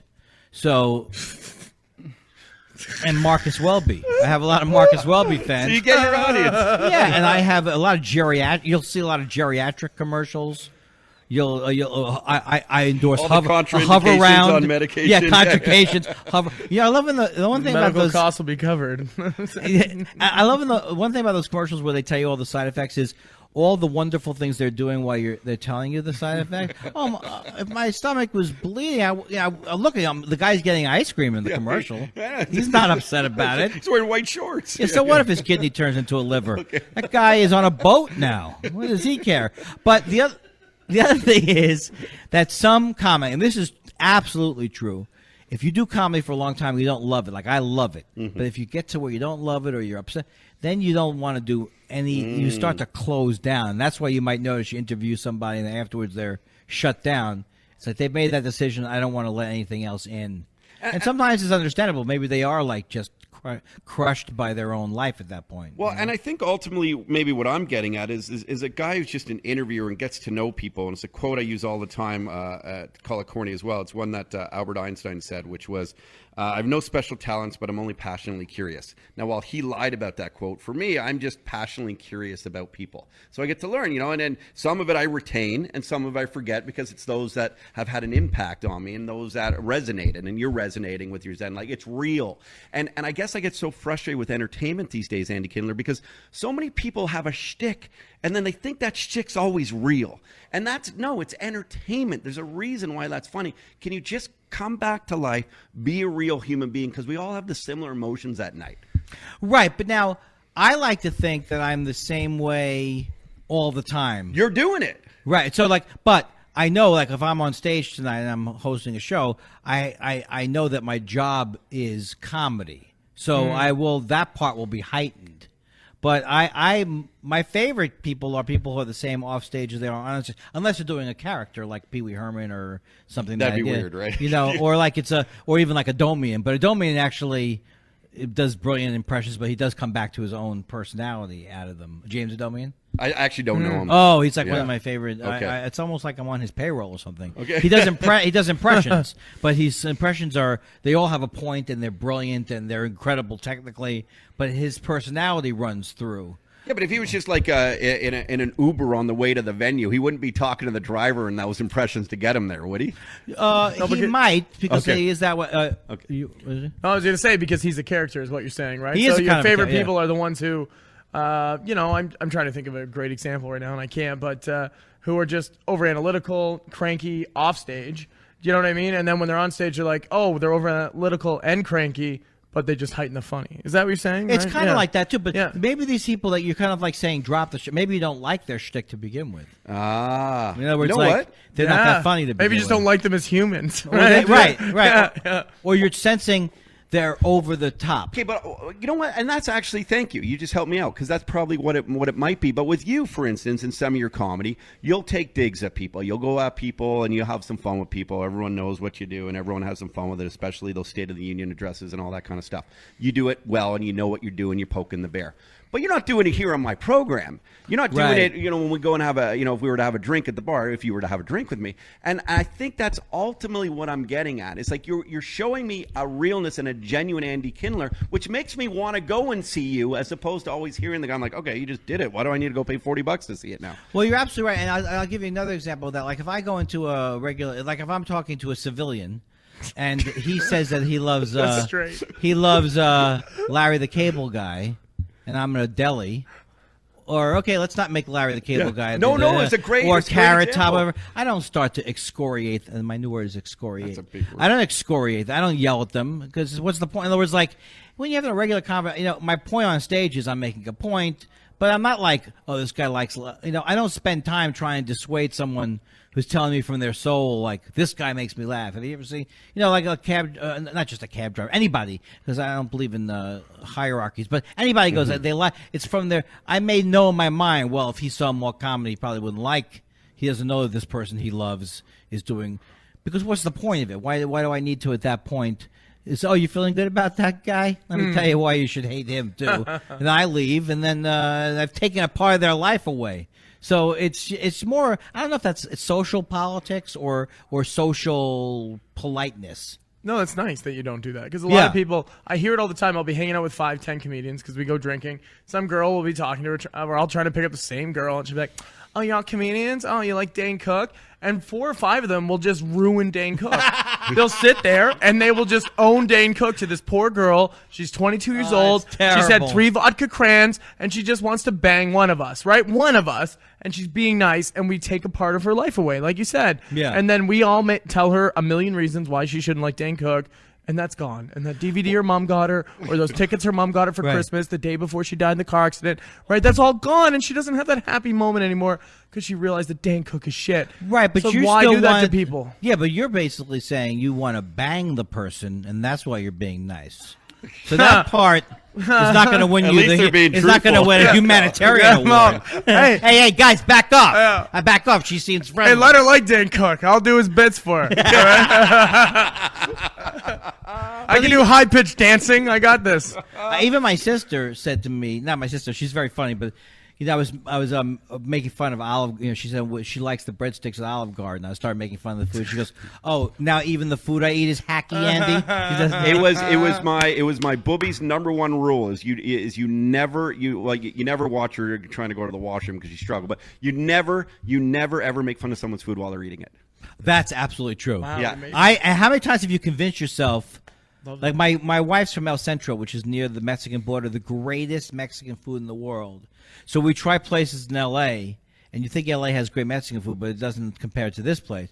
So as we're eating it, we're both like, it's because you don't want to. We both know it's not good. Yes. But how's it going to help us? It's not going to help you. No. Especially if you're paying for it. Yeah, we got to go. These are chips. They have at least they have chips and salsa here. They're not. Yeah, they did it. At least we're eating. Well, life's big picture. Life's all about small moments and enjoying the moments, and you don't want to ruin those for people. So leave them alone. Let them eat their breadsticks. Yeah, and I don't know necessarily where this conversation is going, and it might be because I had a personal beef with a comedian right here at JFL, and I wanted. Can we talk about that? Or? I'd love to talk about it. Let's do that. Yeah, it's. I would absolutely love to. Yeah. Wait a minute, is my time up? No, fuck, I don't care. You're Andy Kindler, man. We'll get to Mike Ward. We're gonna Mike bounce. could just come in. Hey, Mike Ward. Mike saw. Ward's here. I didn't even recognize you. Come on, Josh. Can you grab me a Sprite or a Coke or something? Mike's here. Elias Theodoro's here. He's my bodyguard, a UFC fighter, the good-looking guy. He's a Harlequin romance novel covers too. But I guess you know what it is. I'm at a strange point in my life, and sort of make it seem like you're my therapist now, Andy. But I don't like this entertainment game per se because of all the fakeness and bullshit I see in it. Right. And it's tough because back to me being passionate and curious, I get so disappointed by meeting a lot of people. And then there's, well, maybe not a lot, then there's the other half who I love. And you just get to know them as a human being. And then when you run into guys who represent it on a bigger scale and they're all these attention seekers and get a lot of the popularity from being that way and being purely negative and, in my opinion, purely evil, it makes me sad for the state of the industry. It really does. When they're doing it at the expense of others. Was it Bill Maher? Is it Bill Maher? No, I wish I knew Bill Maher, but no, it's a guy named Tony Hinchcliffe. I don't know. Do you know Tony? I know that name somehow. Why do I know that name? First of all, is the guy going to punch me in the face? No. That's why every conversation has to start out with, "Will I get punched?" No, he's smaller than you are. He's smaller than me. Yeah. Getting very excited about everything you could now. Take him. He apparently has training, though. He told us in Let me finish. Elevator. That guy is the greatest guy in the world. Do people ever punch themselves? Are there fights between comedians in this industry? Does not, that happen? Not if I'm one of the people. I cower. Nobody cowers faster than me. I've also, not to toot my own horn, but let me get a new read. No, I've been taking martial arts for 20 years. And really? I think I'm actually good at it. I'm still scared to death of any kind of confrontation. Wow. What martial arts do you do? I'm a taekwondo person. Really? But I'm still scared to death of any confrontation. And I know Joe Rogan could pound me into a... Rogan is Hinchcliffe is one of Rogan's. He's one of Rogan's boys. Oh, he is. Yeah, he's one of those Death Squad guys. Is there a Death Squad? There's people? There's a. Yeah, you mean they were in El Salvador in the 80s? Apparently. Hello, history. Hello. Okay, so what happened? No. I mean, listen. This was. God, are we actually getting? There's just so many people in there. Yeah, I mean, I have to tell the story from the start though, for you get good context about it. And Mike, thanks for hanging out with us. I am not a comedian. SiriusXM is a sponsor at JFL.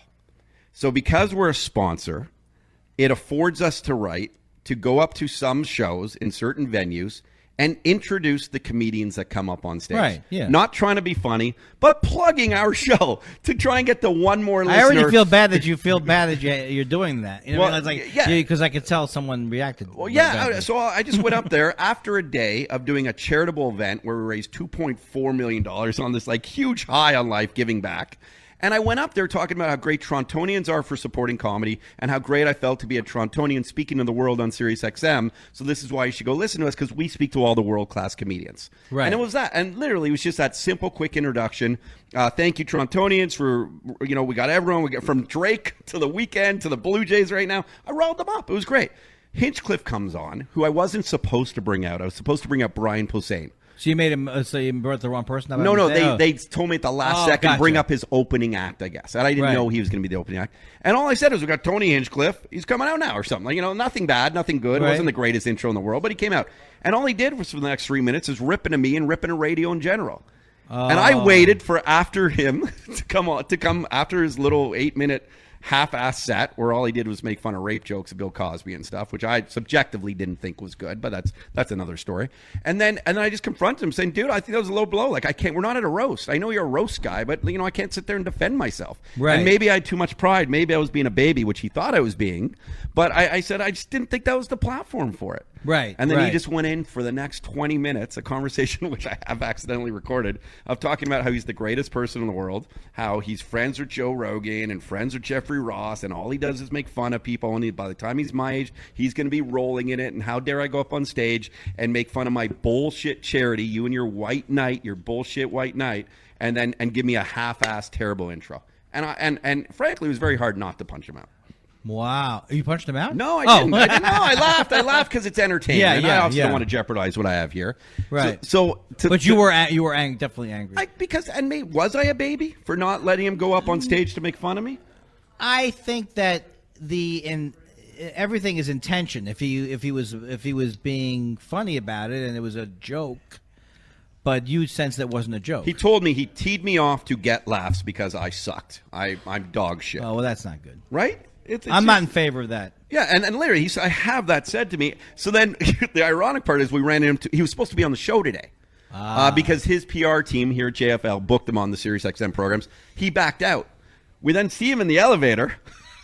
Oh, you did? Perfect timing. Is great. It's great. It was great. And with my friend Robert here, helps produce. Robert runs a business, very successful guy. He just helps out because he has a lot of fun here with the program. So we're just on the elevator. I said, why don't you just come on the show, bud? Why'd you back out? Who actually is the baby now? You called me a baby. You're the bravest man I've ever seen. You told me. I would be on there with a disguise. No, let's have a healthy debate on air. And he's sharp, dude. He's a roast writer. He could burn me on this very same program. But I'm like, let's just deal with it. And then he wouldn't. Then he got personal. Told me I was crying. Told me I had tears in my eyes. I actually have pink eye. Stay away from me. I have an 8-week-old at home, so I don't think I changed the diaper properly. How far away do I need to be? I think we've got a good distance. And then anyway, he looked at Robert, who just for fun was filming this. And we're not an exploited program. We're not going to put it anywhere. We'll talk about it now because he backed out of the program. And he looks at Robert, a guy he doesn't know, and says, "What to you, sir?" Yeah, he calls me fat. Fat sidekick. Who's your fat sidekick? These are not appropriate. He's not on. See, when you go on a roast, right? You know you're on a roast. Everyone's agreed it's a roast. And so you're in the mode where you go, okay, we're all going to make fun of each other. That's not a roast comment. That's just he's trying to insult. Yeah, after a show tonight, I'm going to roast him with a baseball bat up his ass sideways. Fucking cocksucker. Okay. You better. Fuck, I'll roast him all right. That's fucking like corn on the cob, fucking prick. Okay.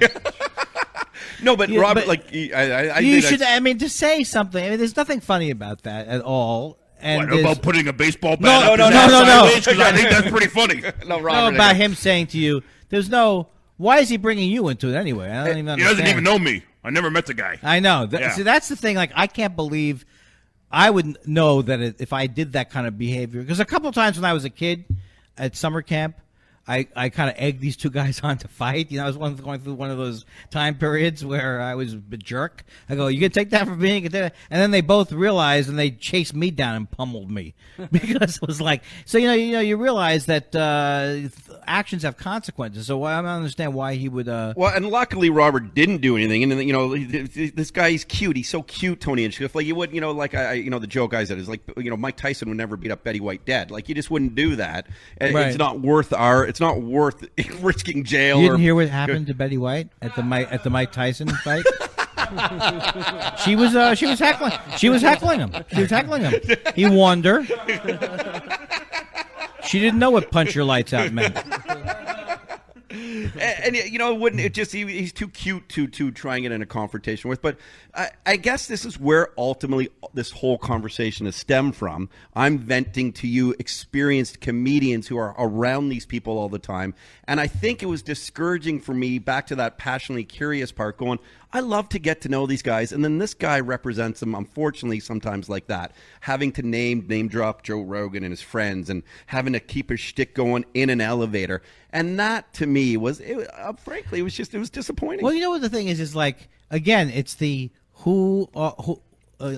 if you know the people, there's nothing to be gained by him being angry at the way you brought him up, or you know what I mean? It's like it doesn't sound like it's nice. Like he's being nice. Well, and that's sort of what I thought. And that's why at 42 years old, and maybe, I was trying to figure out, am I a baby here? But I'm like, no, I have a name I'm passing down to a child right now. And someone tweeted out that he had killed me during his opening act, which wasn't the reason for being there. So and this is all truthful. This isn't me just trying to make a conjecture here to get you guys swaying on my side. This happened, and we have this on recorded of a conversation. And I just thought it was a low blow. And because of that, I felt the need to tell him he was a piece of shit for it. And that was it. And knowing now that it's great entertainment, having experienced vets to talk about it is also good for the program. Are you 42? Yeah. I'm going to be so much richer than you when I'm 42. I'm 42 also. Well, are you guys saying you're 42 because it's JFL42? Oh. I mean, that is low. We're getting paid to say that. That's my shtick, yeah. I'm actually 47. And you hire me at your festival, and I will adopt the age of the festival. Well, that's unfortunate. I think it bothers you because it's just like, I don't understand why people, it doesn't make any sense. Now, when I'm on stage, sometimes, like, if I'm in a club and there's something wrong with the sound system or something, and I'm struggling on stage, I may make fun of, I've even sensed that sometimes, like, if I said to the club owner later, they go, "Oh, I'm sorry, the sound system." No, I'm just fooling around, I'm fooling around in that moment to help my show out, not as a matter of what am I playing this.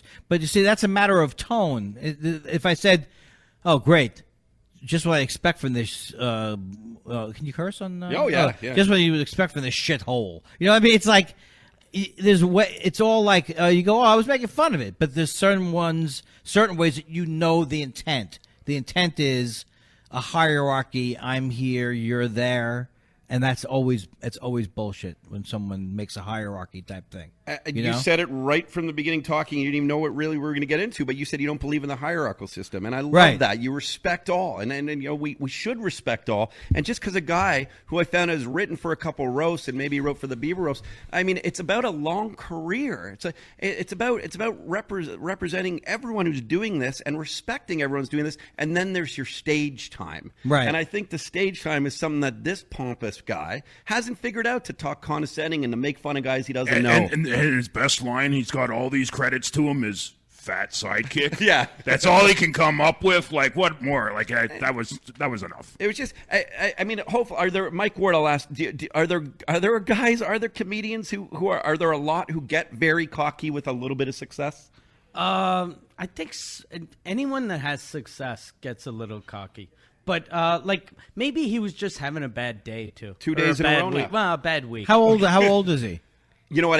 I really don't know him much about 14. 42.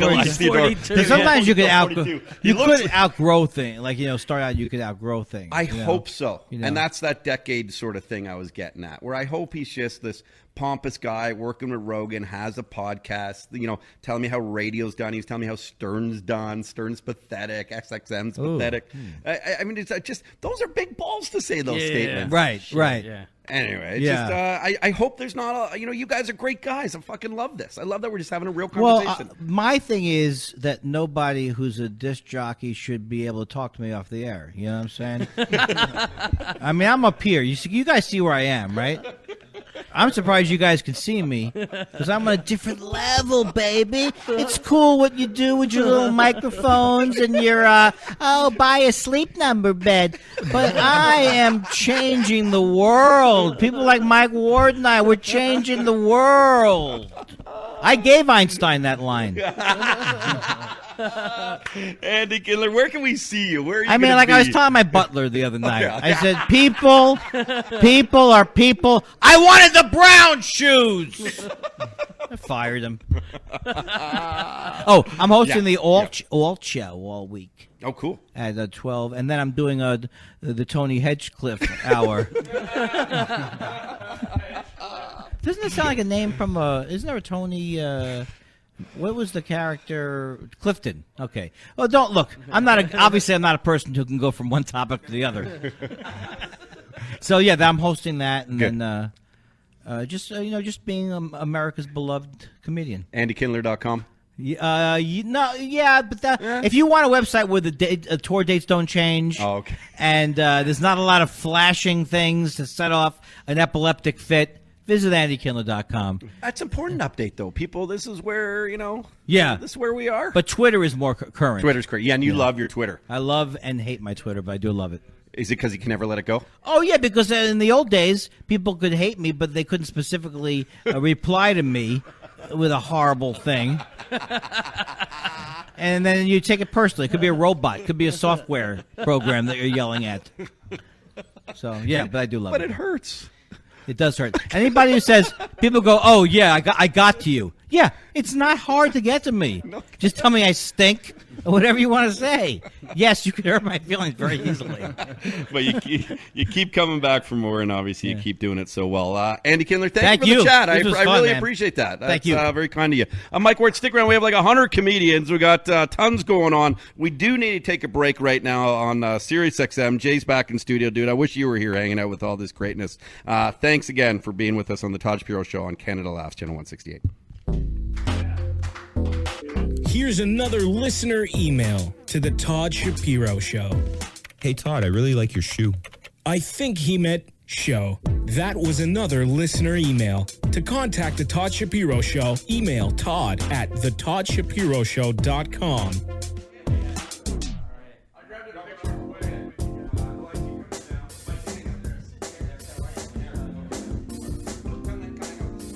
All right. We're here at JFL42 here in Pantages, and it's awesome. It's wild. There's so many. We got Ward's going to hang out. We got Elias Theodore. We got Derek Sagan coming on. Is he related to Tyler Sagan? No. Okay. We just heard from Andy Kindler. It's been a blast here, I'll tell you. And thank you to the SundanceSpaStore.com. Go to the SundanceSpaStore.com/Todd, and you can save $500 off of them, above and beyond any other promotion going on. So, yeah, you get it. If they have a hot tub, like, say, for sale for $2,000 off, now you get $2,500 off. It makes sense. Hot tubs are incredible. I'm telling you, they're the best. And the ladies will come home with you after the bar if you have one. That's for sure. Go to the SundanceSpaStore.com. GotStyles.ca. I was watching Michael Landsberg the other day, and he's sponsored by Got Style. I thought that was cool from off the record. This guy's a legend.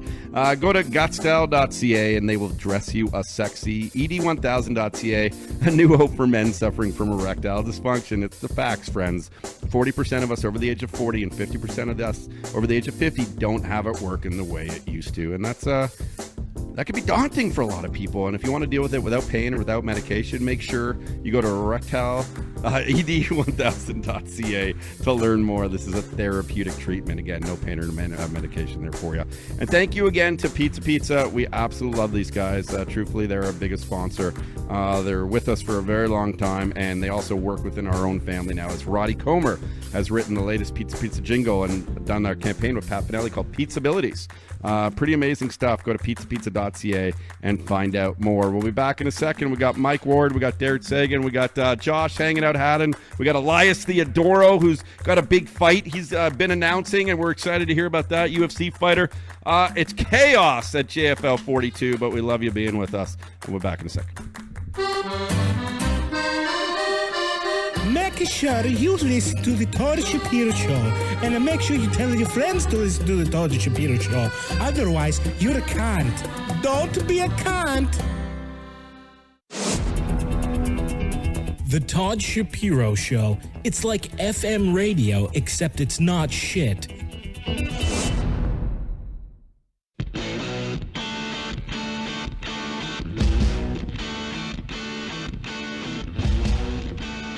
Hey, Jay, back in the studio, about 10 kilometers from us. What? I don't even know the time. What time is it? You're looking at 5:24 in the PM. How you doing back there? Feeling good. I'm by myself here, just me. So I'm free to smoke, which is nice. I can smoke during the radio show and quite enjoy that. That's a different thing for me, but... You took up smoking again, did you? Yeah, well, just for occasions like this, intimate moments by myself. I brought a tent. Taking a nap, having a cigarette. There's a lot of cool things. This studio's quite big when it's just you. It must be nice. It must be nice having that studio, just you. Oh, yeah, all to myself. I got my shoes off. I got my pants off. I got my belt strategically placed around a part of my body that I don't want to discuss, and it's just a good time. I heard you're looking for an apartment. Worst comes to worst, if you can't find, you're trying to move out and get a new place. You could just the studio, my friend. It's gonna have to happen, actually. So, I sounded like a sense of seriousness there. That's a real possibility. Sorry to bring that up. Mike Ward is here. We learned a lot about this guy over JFL in Montreal, and now we're hanging out with him here. What's going on, man?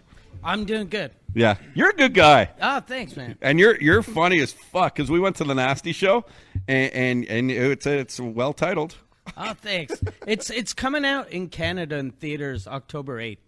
Really? Yeah, we filmed it for Showtime in the States, and for some reason it's coming out in theaters. Okay. We're in 43 theaters. Wow, that's I'm so cool. Really happy, yeah. So movie for. I mean, that must. Are you gonna go watch yourself? Yeah, I am, and I'm gonna I hate how bloated I look in the mirror. Oh, so imagine how fucking fat and disgusting I must look like in IMAX. I'm just gonna IMAX. Either way, you'll be. It must feel good to kind of see that power. Yeah. You're just so bigger than life. And plus, I'm on the show with Artie Lang, so I'm gonna look really thin. Oh. I mean, look, wow, that guy's handsome. What was it like hanging out with that guy for 8 straight nights? It was awesome. Artie is super nice. Like I told you this before I met him, that I was a huge Artie fan. Like I grew up on Stern. I love Stern, and so I was afraid that I'd be disappointed when I'd meet Artie, and he was exactly like I thought he was going to be. I love hi no, but yeah. You had to lend him money and shit. Yeah. Every day he'd ask for $1,000 and then he'd disappear and come back with a black man in a limousine. Oh, good old Artie. Yeah, no, that's I love hearing those stories. Yeah, I love that. So nice. So nice. Very cool. In town now in Toronto. Are there a lot of differences from doing the JFL in Montreal? And I know it's your native tongue and everything. Speaking French and stuff.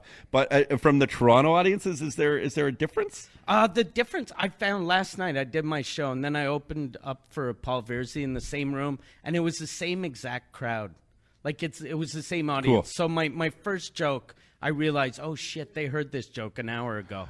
So I think the fans in Toronto are more intense, and they go see more shows than in Montreal. Montreal, people go see 1 or 2 shows, whereas Toronto, they're like real comedy fans that go see like 28 shows. Isn't that it? So did you adapt? Like, you work on the material quickly? Yeah, I did my first joke, and then I switched, because I didn't want to be the guy that has like 4 minutes of material, and he's always doing, the same bit. Is that a comedian's biggest fear, is that they are kind of, I don't want to say a one-trick pony. I don't ever want to bill anyone like that, but they don't have new stuff for people who've already seen them. Is that a big fear? That is.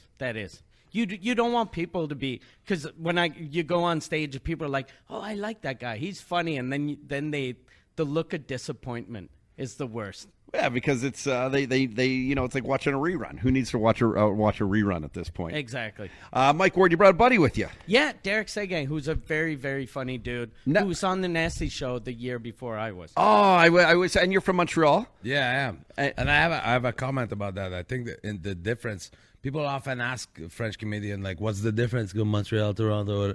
I think in Toronto, Mike experienced that the Toronto comedian, Toronto audience member, they decide what venue they like to go to, and then they just stay at that venue. Whereas in Montreal, like, oh, I like this comedian and that comedian, and our traffic is such that we are able to get to from one place to the other.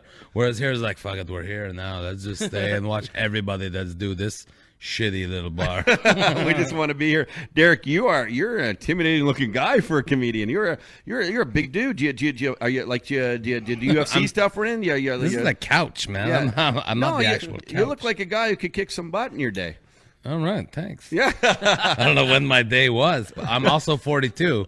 Coincidentally, not even fucking with you. I can show you my driver's license. We're the same age. I'm not kidding. And I wasn't booked to do anything on JFL42, so that myth has been. Oh, you're not working here? I'm doing the contest. I had to win a contest to do this fucking festival. That's amazing. So, did you win the top comic? I'm in the top comic. Great. I didn't win it yet. Thursday Thanks night. for cursing that. Thursday. No. I know some of the judges, so Oh, really? Yeah. That's what I'm waiting to find out. Everyone's like, "What joke are you gonna do?" And I'm like, "I don't know who the judges are. I want to know if it's the guy that booked the fucking Caribbean cruises. I'm gonna do a different joke than if it's the guy that's booked the Nasty Show." All right, I'll give you a profile on a few of the judges. Figure no matter what happens, though, I'm just gonna steal Mike Ward jokes. Okay. So they get sued. If it offends anybody, he's the one that has to pay the defense attorney. Where are you on Twitter and stuff? Where can we find you? I'm the Derek Seguin. Okay. The Derek Seguin. I have to enunciate on the radio because apparently people put DE Derek Seguin and it's like there's nothing there, but it's the Derek Seguin. Yeah, or DerekSeguin.com. Okay, that's it. Yeah. That was easier. I love it, man. And Mike Ward, where can we see you? I'm doing tonight. I'm opening for I'm doing 2 shows. I don't know who I'm opening for. I'm doing at 8 at Yuck Yucks, and then at 10 at the Comedy Bar, and then I'm doing my podcast at midnight with Ari Shafir and Derek Seguin. Okay, cool. Yeah. So I think. So half the podcast is going to be in French. It's going to be. Tabarnak, Toronto Blue Jays. Tabarnak, Foshier. Hey, don't be. Do you hate the Blue Jays? No. Okay, well, now that they're doing well, yeah. We don't have a word for bandwagon in French, so I'm like, I'm there. I love the Blue Jays. Canadian baseball, we're great. I love it. No word for bandwagon. There may be, but we didn't really have the Old West. Do you guys get in Quebec? It's a big topic of conversation in Montreal and Quebec. How the fuck did we lose these expos, and how the hell did we lose the Nordiques? Is that still like no one used to go see the expos though? Like it was, you'd go to the Olympic Stadium, there'd be like 400 people. And now, as soon as they left, stadium, as soon as they left, people are like, "We love baseball," but they didn't fucking love baseball. That's unfortunate. But the Nordiques used to always be full. And yet they lost. It's funny because I think of the old where they used to play the Expos. You had a higher chance, I think, of getting killed from something falling off the roof than seeing a good game or something. Yeah. But no, it's too bad because the culture in Montreal, the culture in Quebec, they're so supportive of what they have, and obviously you see it with the Canadians. It still kind of amazes me that we get to say Canada's team when we talk about the Blue Jays, which is how we bill them. Obviously, they're Canada's team, and now with the Raptors too. I think it's a shame that that hopefully they support comedy better. Yeah, they do. Quebec supports comedy really well. Good to know. Good Yeah, to know. I'm Well, happy. Derek, nice to meet you. Nice to meet you. Have fun with the podcast later with Mike Ward. Where can people get that? I have no idea because I stopped doing my podcast like a year ago, and they asked my manager. They were like, "Does Mike want to do a podcast?" And he was like, "Oh, sure, no problem." And then I was like, "Fuck, I don't do a podcast anymore." So I'm just gonna record this live at the Comedy Bar, and then we'll see what we do. Give with it to me one day. I could take a day off. We could just air it here on Sirius XM. awesome. I'm not even joking. I'll get a day off, and there'll be great material. Also, MikeWard.ca though. Yeah, it'll be there. And my Twitter is Mike Ward CA. My Facebook is Mike Ward CA. Awesome, man. Well, have fun in Toronto. If you guys want anything to do or know of any places, don't ask me. I'm married now, and I don't get out much. Okay, I'm not the guy anymore. Should we ask your fat sidekick? Or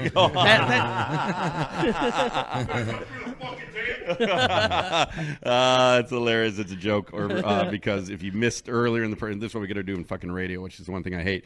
They tell you to reset the dinner table. If you just tuned in now, this little dude, cute little guy, looks like the toothpicks put together, named Tony Hinchcliffe, made fun of our Robert in an elevator for no reason. Just crazy. Actually, I think Ari Shaffir is very good friends with Tony. Is he? I Okay. think so. Ari's a really nice guy. Yeah, I've never met him. Yeah, I know. He's a super nice and guy. I know that these guys are talented, very talented, and I think that's what. Back to the conversation with Andy, and then we'll wrap it up here because we got Elias who will kick butt, formulator, UFC fighter. I don't understand why really talented guys need to do it at the expense of others, especially when they're not. It doesn't mean anything. And I hope that's not the. I hope we can live in entertainment in this entertainment world without fucking having to do that. Exactly. Can we all just get along? Right. And make fun of the weak and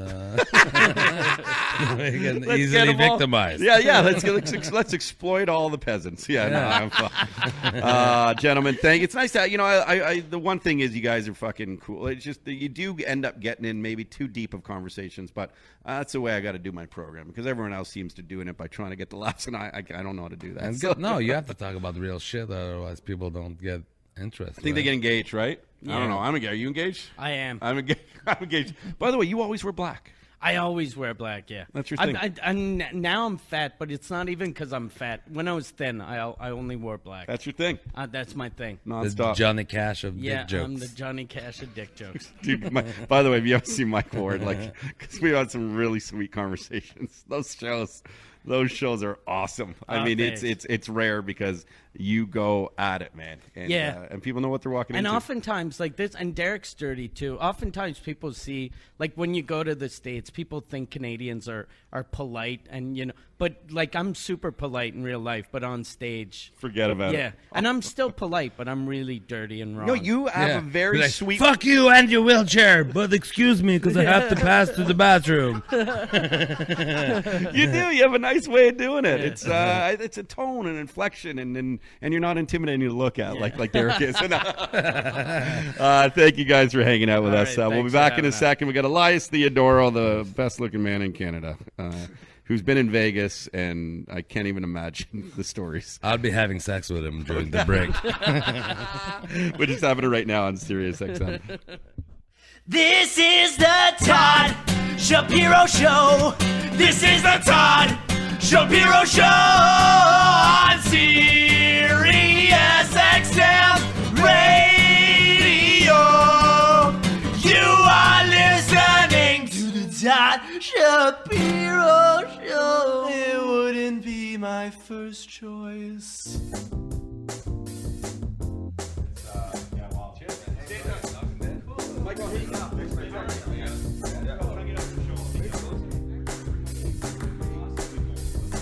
All right, welcome back. Thank you, Doug. Yeah, pleasure to meet you. Let me just thank a couple sponsors. Then we got Elias Theodoro. I'm pretty sure we got most of them today, but let's just make sure we thank Bacardi again and Bomb Energy Drink. Receive $10 off a case of 24 if you use promo code all capitals TTSS. Shop.drinkbomb.com. That's shop.drinkbomb.com. Hey, Jay Brody, you were back in studio. I wish you were here. This company called MGR Construction are unbelievable, and I have evidence of this because I see what they're doing to a restaurant that my brother is involved in, and it just all came together because, of course, they work with the show, so why wouldn't I introduce them to my bro who's renovating a restaurant? It made sense. It wasn't like a thing that happened before. It happened after. And they're fast, they're efficient. Tell us about the company. MGR Construction. Turn your renos into a reality with MGR Construction. Whether you need a small home repair, say a new flooring put in or a tile replaced, or even a complete custom home build, no job is too big or small for MGR Construction. Go to mgr-cs.com or call 905-796-1829. That's 905-796-1829. Get a free consultation today. Thank you to Yo Socks. Go to yo-socks.ca. Do promo code Todd Shapiro. Get 20% off. Also, the SundanceSpaStore.com, RazorCompany.com, because shaving should not be a painful experience. Stubble-free, trouble-free. We have a $200 RazorCompany.com gift pack to give you on Friday. All you got to do is tweet out at Razor Company and at Todd Shapiro Show. Just tweet it out. I don't care what you say about it. Say you want the gift pack. Say you got to shave. Say you want the oils and creams, the Baffy collection, little pocket squares, whatever you need. We're giving that to one of you on Friday. We appreciate you all being here. We're going to be back. I love this guy. I can't wait to catch up with him. Elias Theodoro, thanks for chilling with us today at the Pantages at JFL42.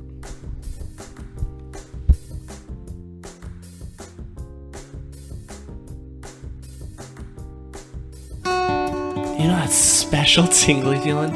Yeah, that one down there. That's the Todd Shapiro Show working his magic. Oh my god, it feels so good. Thanks, Todd. You're the best. Man your stations and get ready to be ear blasted by the Todd Shapiro Show. Incoming on Sirius XM channel 168.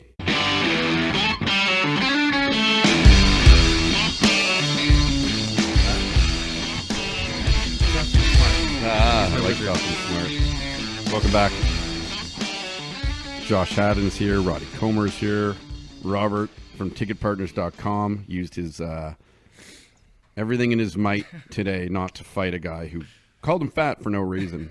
Didn't even know the guy. And this little weaselly rat ferret character named Tony Hinchcliffe, who's a half-assed comedian who rides the coattails of Joe Rogan and writes jokes about making fun of people, which makes it things funny. But if I could just, you're laughing now because I made fun of him. It's very easy just to go and make fun of people and be this one-trick little pony boy. It's very simple to be like that in life, and I don't like to be like that. That's not who I am. But anytime someone calls my friend fat without knowing him, and then challenges him to a fight, basically saying you don't know how I'm trained, and that he would end him, and then Robert did everything to hold back because like you would be in a schoolyard if someone or at a bar if someone were to make fun of you, you probably would have gotten a fight in the day. And I'm glad Robert didn't because he's representing us well. That guy did not represent himself well, nor did he represent the guys like Joe Rogan and everyone he works with well. I think he's a terrible representation and, quite honestly, a big piece of shit. Scum. Elias Theodoro, how are you?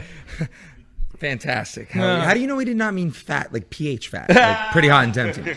Like he just thinks you're really pretty, and he's into bears. Like he just wants a piece of that Kit Kat bar. He's into boys a little bit. So. Elias, your world of UFC, which is all about adrenaline and testosterone and a lot of trash talking, and you guys back it up in an octagon, though.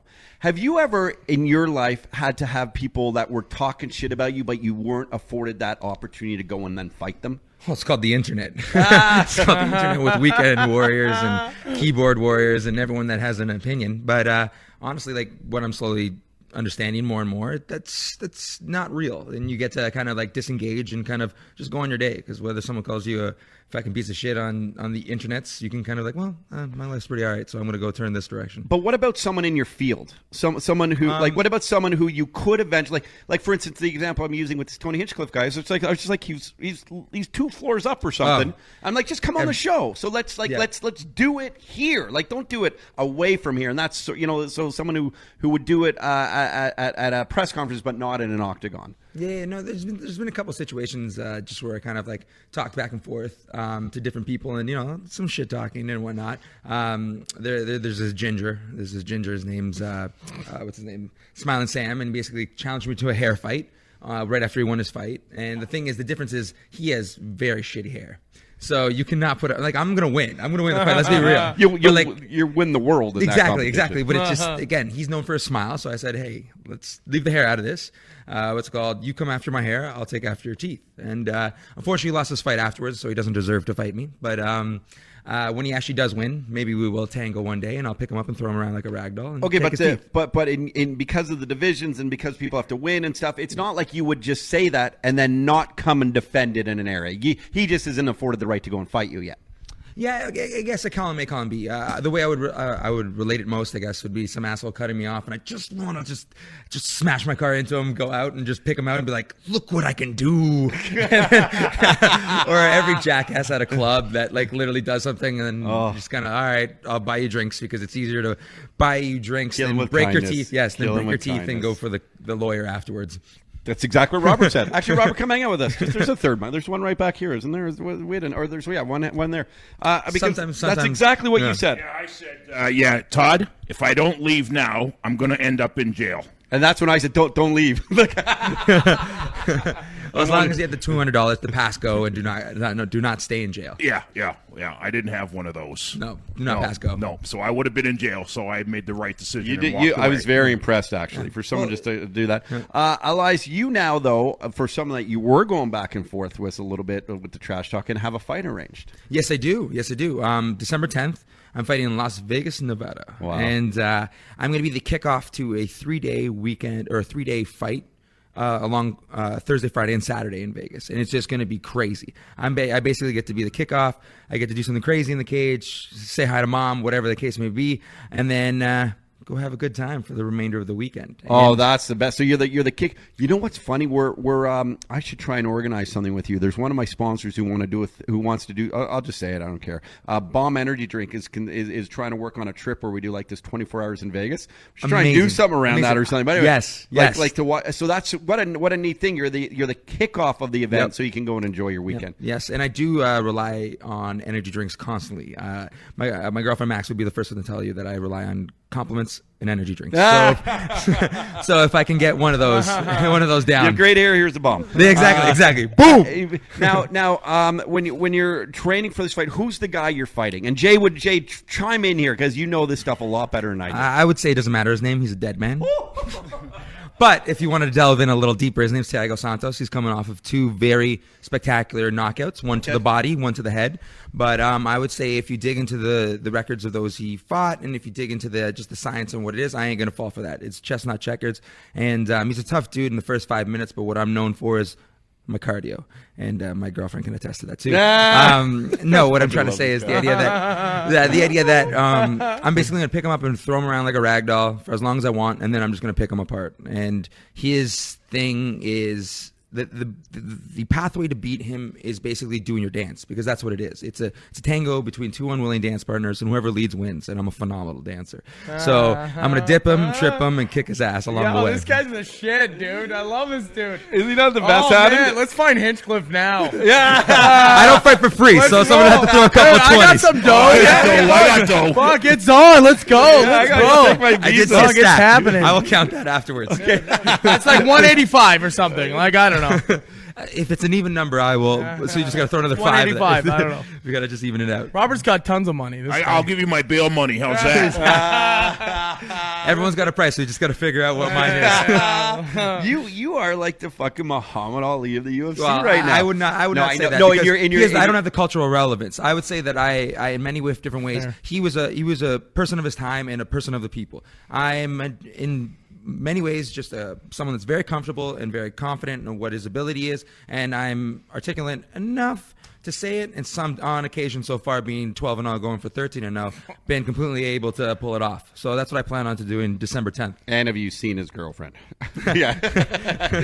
You can say whatever you want. Roddy? First of all, you look fabulous as always. You too, baby. Gorgeous.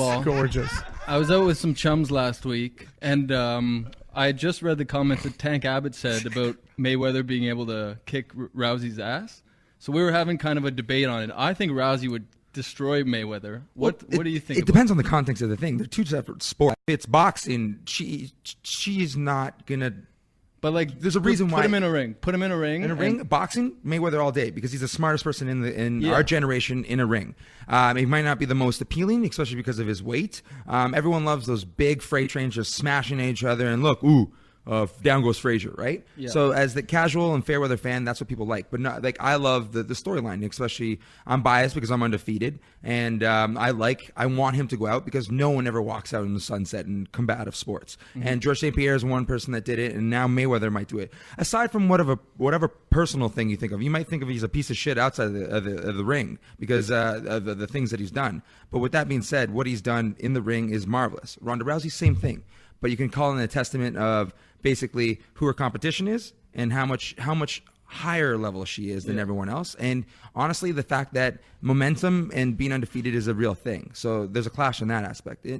She's a much better mixed martial artist, and if they go in a cage, she'll take them down and wrestle fuck them and choke them out like with ease. But they're just two different sports, and that's where it's. But if it's a free for all, like if it's two of them meeting one night on the street, I would hope they just kind of find a way to make up and make it out and have the most alpha baby of all time. Who's showing off its cars nonstop. Exactly. It's a chick who's a lesbian and just loves strippers. I would love it. I would want to be that. I want to be that baby's best friend. Yeah. That's the best statement I've ever heard. Wow. Elias Theodoro. I really wonder if I was you. Oh, that would be awesome. But you're you, and that's I beautiful. wonder if I was you, so tough. Really, like, let's face it, like, fucking guys, like, I say it every time he's here. He's fucking charming, good looking, all that stuff. Smart, works hard, confident. I don't think I could be grounded. Like, I think I would act like Tony Hinchcliffe. Way to bring it back. Nice segue. I would think I would act like a little piece of shit like Tony Hinchcliffe. I think that I would act that way if I were you. Not if I was just a half-assed little, tiny little guy who walks around with false confidence. You have it, but you back it up, you support it. But, I mean, I guess what I'm getting at here for you, Elias, is do you have to hold yourself back sometimes? Yes and no. And remember, I got a very humbling job. The day you think you know everything is to get your ass kicked on national TV. So that just kind of keeps me all in check, right? And I lose every single day in the cage. Like every time, like there's 15 minutes. There's 15 minutes before. There's 15 minutes in the cage where I get to dance under those lights. And there's months, weeks, everything in between, the blood, sweat, and tears that no one else sees. And I lose every single day. I have horrible days. And again, it's not only Your how coach is like, shake his head, coach is here. And Lachlan, who's my coach and my wizard by hire. That's his technical term. That's the name. He's gonna get it on a what's it called? He looks like James Bond, by the way. This guy, like he's just super. He has his cool. moments. Yeah. He's the smartest man in any room. Throw some numbers. No, don't. You don't have to. I don't know what that means. No, but what I'm trying to say is, again, you are the accumulation of who you surround yourself with. And in regards to Lachlan, in regards to all my other coaches and my family, I don't want to disappoint because there is this slow burden. And Lachlan will be the first one to tell you, and many others in regards to my family. There's been moments where I straight up fucked up here and there. But again, it's a learning lesson. And there's this weird fucking moment I'm kind of in, and something just kind of happening, and I don't really know what it is, and it'd be such a shame if I fucked it up. And there's been moments, for instance, like I have Lachlan again, and anyone in my family will attest to it, that I have a golden horseshoe crowned up in my ass in many different ways. I've gone close calls here, close calls there, but I've learned from them. And like, for instance, like I can go into the story about when I was what's it called? Many different aspects. So like, for me, it's just the case that honestly, I'm just being me for whatever that means, and I'm not sugarcoating it. And sometimes there might be a little brash aspect, sometimes there might be a little confidence, some might be a little cocky. But like you said, karate chops, I back it up. And you've figured out a like this verbal balance. And I think that's the important thing, is that you talk to smack, but it's good for the game, it's good for the sport, it's good for you, it's good for the confidence, it's good for YouTube, it's good for... By the way, how's your YouTube channel doing? It's going there. I've branched out and focused on different things just because I've been so busy. Focus on fighting. Yes. Yeah. Well, fighting, and also just like you said, I was in Vegas and LA, and there was a lot of running around. I got the chance to sign with a management team that I'm very excited with, Paradigm. It's the same people of like Conor McGregor, Chris Weidman. I know all the them, name right? for sure. Yeah. Yeah. So like again, it's a joke the last little bit. We've been kind of like putting all this hard work together, and we're very excited to have the adults come into the room and just kind of guide me in the right direction, because it's all about that. And damn it, the second I met him, I wanted to sign him some sort of contract. No, you're just such a marketable dude. Like, and was but there? With that being said, what the great thing was with my new management, they're very willing to work with other people, and because again, what's it called? Just going into the semantics, not having that arrogance to think you own something or whatever and want to work with everyone. Because again, why don't we all just become awesome? Right, dude. Exactly. Hey, Haddon? That's exactly it. Why can't we all just live? It's a shame that we don't know how to promote everyone to all be awesome. Right. It really isn't. You're known for your Octagon stuff, but also you're delving into a field of a little bit of other stuff. Was there ever like acting stuff thrown at you, or is there series stuff? Like, I mean, people must want to Well, in the last little bit, I've actually done a couple of trailers that are in the works to be pilots. And I've met with a couple of individuals, producers, and basically packaging companies and whatnot, who basically put together movies and finance and all that. And there's the want to put me in something. But again, all that's going to come, and I got to still focus on anything, because everyone still loves a winner. And because the idea that I have this task in front of me, and December 10th is where all my focus is. Good. And again, that horseshoe going up my ass again is the idea. Looks like everything kind of is going to happen January 1st. So again, they want me to win, because you're only as good as your last fight, and I plan to do some fucking cool shit in my next fight. Awesome. How often are you training? Every single day, twice a day. There's no day off. I try to sneak in a nap when I can, but I'm 3 days off of that. But there's 26 hours in my day, and just like you're the man of a hustle and a beautiful family. Congratulations! Thank you. Seen you the I much appreciate it. Thank you, man. And it's just a case where, again, there's 26 hours a day. I got the goal, and then I got 3 days in Vegas to have a good fucking right time. After. Wow! And are you training in Toronto the whole entire time? It's kind of in the works. I'm going to do majority of my camp here, and also I'm going to be training with Chris Weidman, who's the UFC champion, and I'm going down to New York to train with him in the champions camp. So I get to. It's kind of like the prince is invading the king's camp.